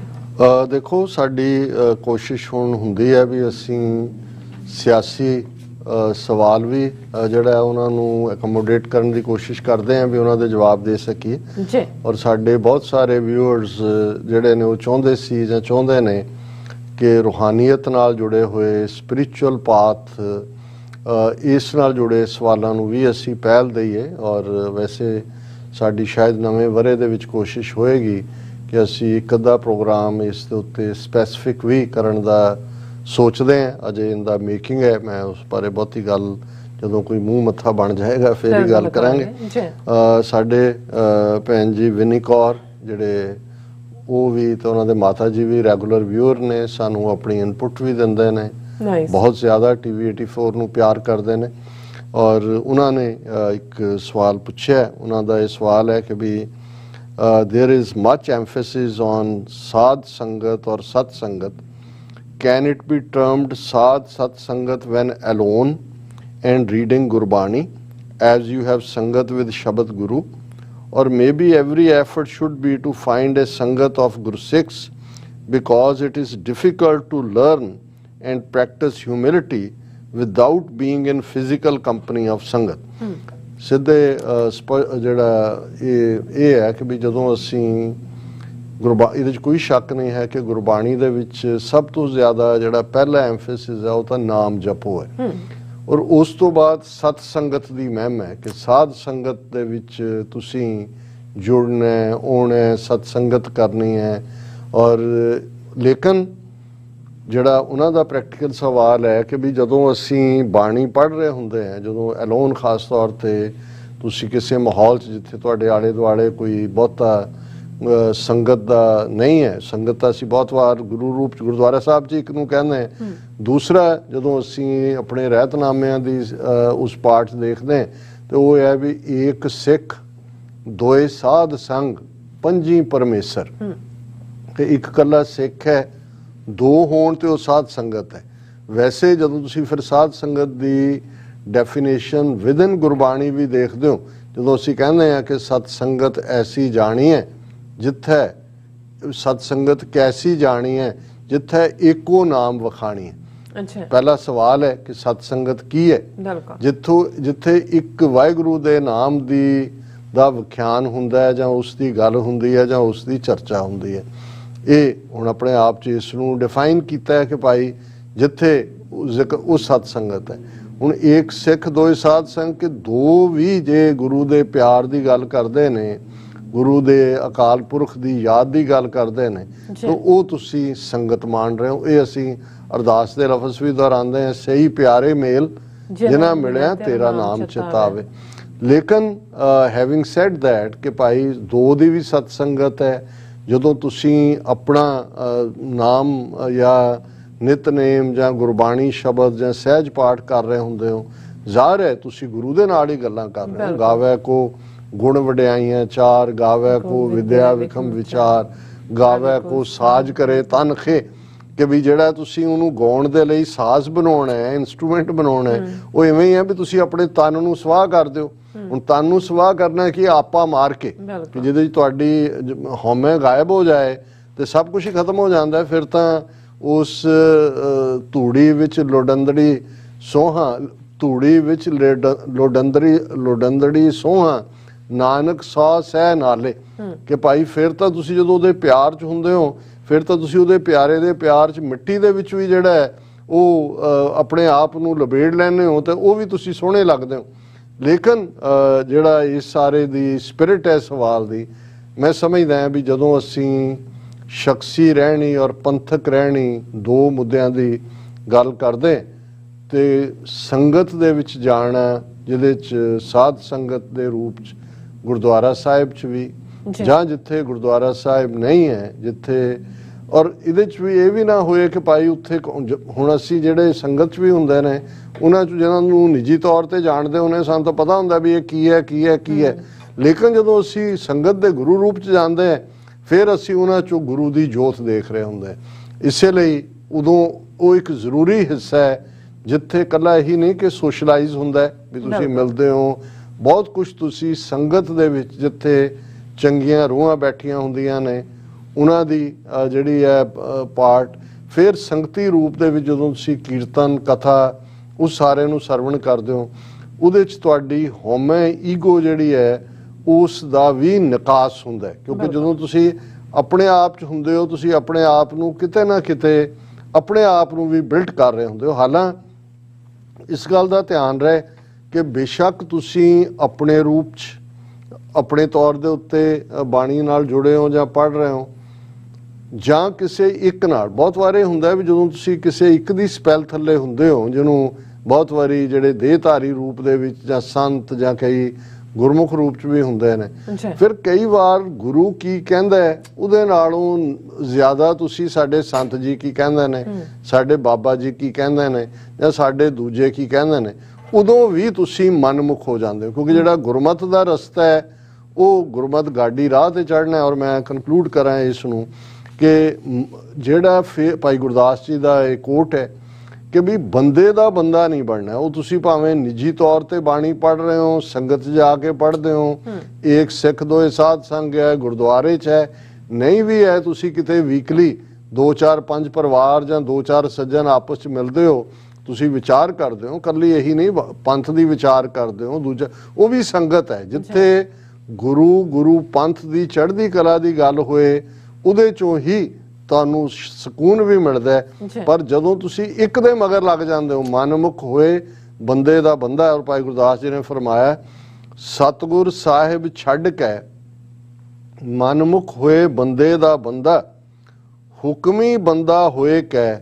ਨਿਤ ਉੱਠ ਜਾਏ ਸਲਾਮ ਕਰੰਦਾ, 8 ਪੈਰ ਹੱਥ ਜੋੜ ਕੇ ਹੋਏ ਹਜ਼ੂਰੀ ਖੜਾ ਰਹੰਦਾ, ਨੀਂਦ ਨਾ ਭੁੱਖ ਨਾ ਸੁਖ ਤਿਸ ਸੂਲੀ ਚੜਿਆ ਖੜਾ ਰਹੰਦਾ, ਪਾਣੀ ਪਾਲਾ ਧੁੱਪ ਛਾਉ ਸਿਰ ਉੱਤੇ ਚੱਲ ਦੁੱਖ ਸਹੰਦਾ, ਆਤਸ਼ਬਾਜ਼ੀ ਸਾਰ ਵੇਖ ਰਣ ਵਿੱਚ ਘਾਇਲ ਹੋਏ ਮਰੰਦਾ, ਗੁਰ ਪੂਰੇ ਵਿਣ ਜੂਨ ਪਵੰਦਾ। ਹੁਣ ਇਹ ਇੱਕ ਪਾਸੇ ਮਨਮੁਖ ਦੀ ਗੱਲ ਹੈ, ਇੱਕ ਪਾਸੇ ਹੁਕਮੀ ਬੰਦੇ ਦੀ ਗੱਲ ਹੈ। ਜਿਹੜਾ ਕਿਸੇ ਬੰਦੇ ਦਾ ਬੰਦਾ ਬਣ ਜਾਂਦਾ ਹੈ, ਉਹ ਰੂਹਾਨੀ ਤੌਰ ਤੇ ਵੀ ਕਹੇ ਜੀ ਸਾਡੇ ਬਾਬਾ ਜੀ ਨੇ ਜੋ ਕਿਹਾ ਨਾ ਜੀ, ਬਸ ਇਹ ਭਾਈ ਤੁਹਾਨੂੰ ਤਾਂ ਗੁਰਬਾਣੀ ਬੋਲ ਕੇ ਦੱਸ ਰਹੀ ਹੈ, ਅਸੀਂ ਗੁਰੂ ਦੇ ਲੜ ਲੱਗਣਾ ਹੈ। ਹਾਂ, ਜਿਹੜਾ ਗੁਰੂ ਦੀ ਵਿਆਖਿਆ ਕਰਦਾ ਹੈ, ਗੁਰੂ ਦੀ ਗੱਲ ਤੁਹਾਨੂੰ ਸੁਣਾਉਂਦਾ ਹੈ, ਉਸ ਦਾ ਤੁਸੀਂ ਸਤਿਕਾਰ ਕਰਦੇ ਹੋ, ਉਹਨੂੰ ਪਿਆਰ ਕਰਦੇ ਹੋ। ਉਸ ਬਾਰੇ ਤਾਂ ਗੁਰੂ ਸਾਹਿਬ ਨੇ ਇੱਥੋਂ ਤੱਕ ਫਰਮਾਇਆ ਕਿ ਤੈਂ ਸਾਹਿਬ ਕੀ ਬਾਤ ਜੋ ਆਖੈ ਕਹੁ ਨਾਨਕ ਕਿਆ ਦੀਜੈ, ਸੀਸ ਵੱਡੇ ਕਰ ਬੈਸਣ ਦੀਜੈ ਵਿਣ ਸਿਰ ਸੇਵ ਕਰੀਜੈ। ਕਿ ਇਹ ਮੇਰੇ ਪਿਆਰੇ, ਜਿਹੜਾ ਤੇਰੀ ਕੋਈ ਗੱਲ ਸੁਣਾਏ ਉਹਨੂੰ ਮੈਂ ਕੀ ਦਿਆਂ ਕਿ ਸਿਰ ਵੱਢ ਕੇ ਬਹਿਣ ਲਈ ਦੇ ਦਿਆਂ, ਔਰ ਬਿਨਾਂ ਸਿਰ ਤੋਂ ਭੱਜ ਕੇ ਮੈਂ ਉਹਦੀ ਸੇਵਾ ਕਰਾਂ। ਹੁਣ ਇੱਕ ਪਾਸੇ ਹੁਕਮੀ ਬੰਦਾ, ਔਰ ਭਾਈ ਗੁਰਦਾਸ ਯਾਦ ਦਹਾਨੀ ਕਰਵਾਉਂਦੇ ਨੇ ਕਿ ਜਿਹੜਾ ਗੁਰੂ ਸਤਿਗੁਰੂ ਸਾਹਿਬ ਨੂੰ ਛੱਡ ਕੇ, ਅਕਾਲ ਪੁਰਖ ਨੂੰ ਛੱਡ ਕੇ ਕਿਸੇ ਬੰਦੇ ਦਾ ਬੰਦਾ ਬਣਦਾ ਹੈ, ਉਹ ਮਨਮੁਖ ਹੈ। ਤੇ ਗੁਰਮੁਖ ਕੀ ਹੈ? ਹੁਕਮੀ ਬੰਦਾ ਹੋਏ ਕੈ ਨਿਤ ਉੱਠ ਜਾਏ ਸਲਾਮ। ਇਹ ਹੁਕਮ ਦੇ ਵਿੱਚ ਰਹਿਣ ਵਾਲਾ ਬੰਦਾ, ਉਹ ਨਿਤ ਉੱਠ ਕੇ ਪਹਿਲਾਂ ਜਿਹਨੂੰ ਗੁਰੂ ਰਾਮਦਾਸ ਜੀ ਨੇ ਯਾਦ ਦਹਾਨੀ ਕਰਵਾਈ, ਗੁਰ ਸਤਿਗੁਰ ਕਾ ਜੋ ਸਿੱਖ ਖਾਏ ਸੋ ਭਲ ਕੇ ਉੱਠ ਹਰ ਨਾਮ ਤੇ ਆਵੇ ਉਦਮ ਕਰੇ। ਪਰ ਉਹ ਪੂਰਾ ਸ਼ਬਦ ਹੈ, ਉਹ ਤੁਹਾਡੀ ਇੰਡੀਵਿਜੂਅਲ ਰਹਿਤ ਨੂੰ ਉਸਨੇ ਬਿਆਨਿਆ ਹੋਇਆ।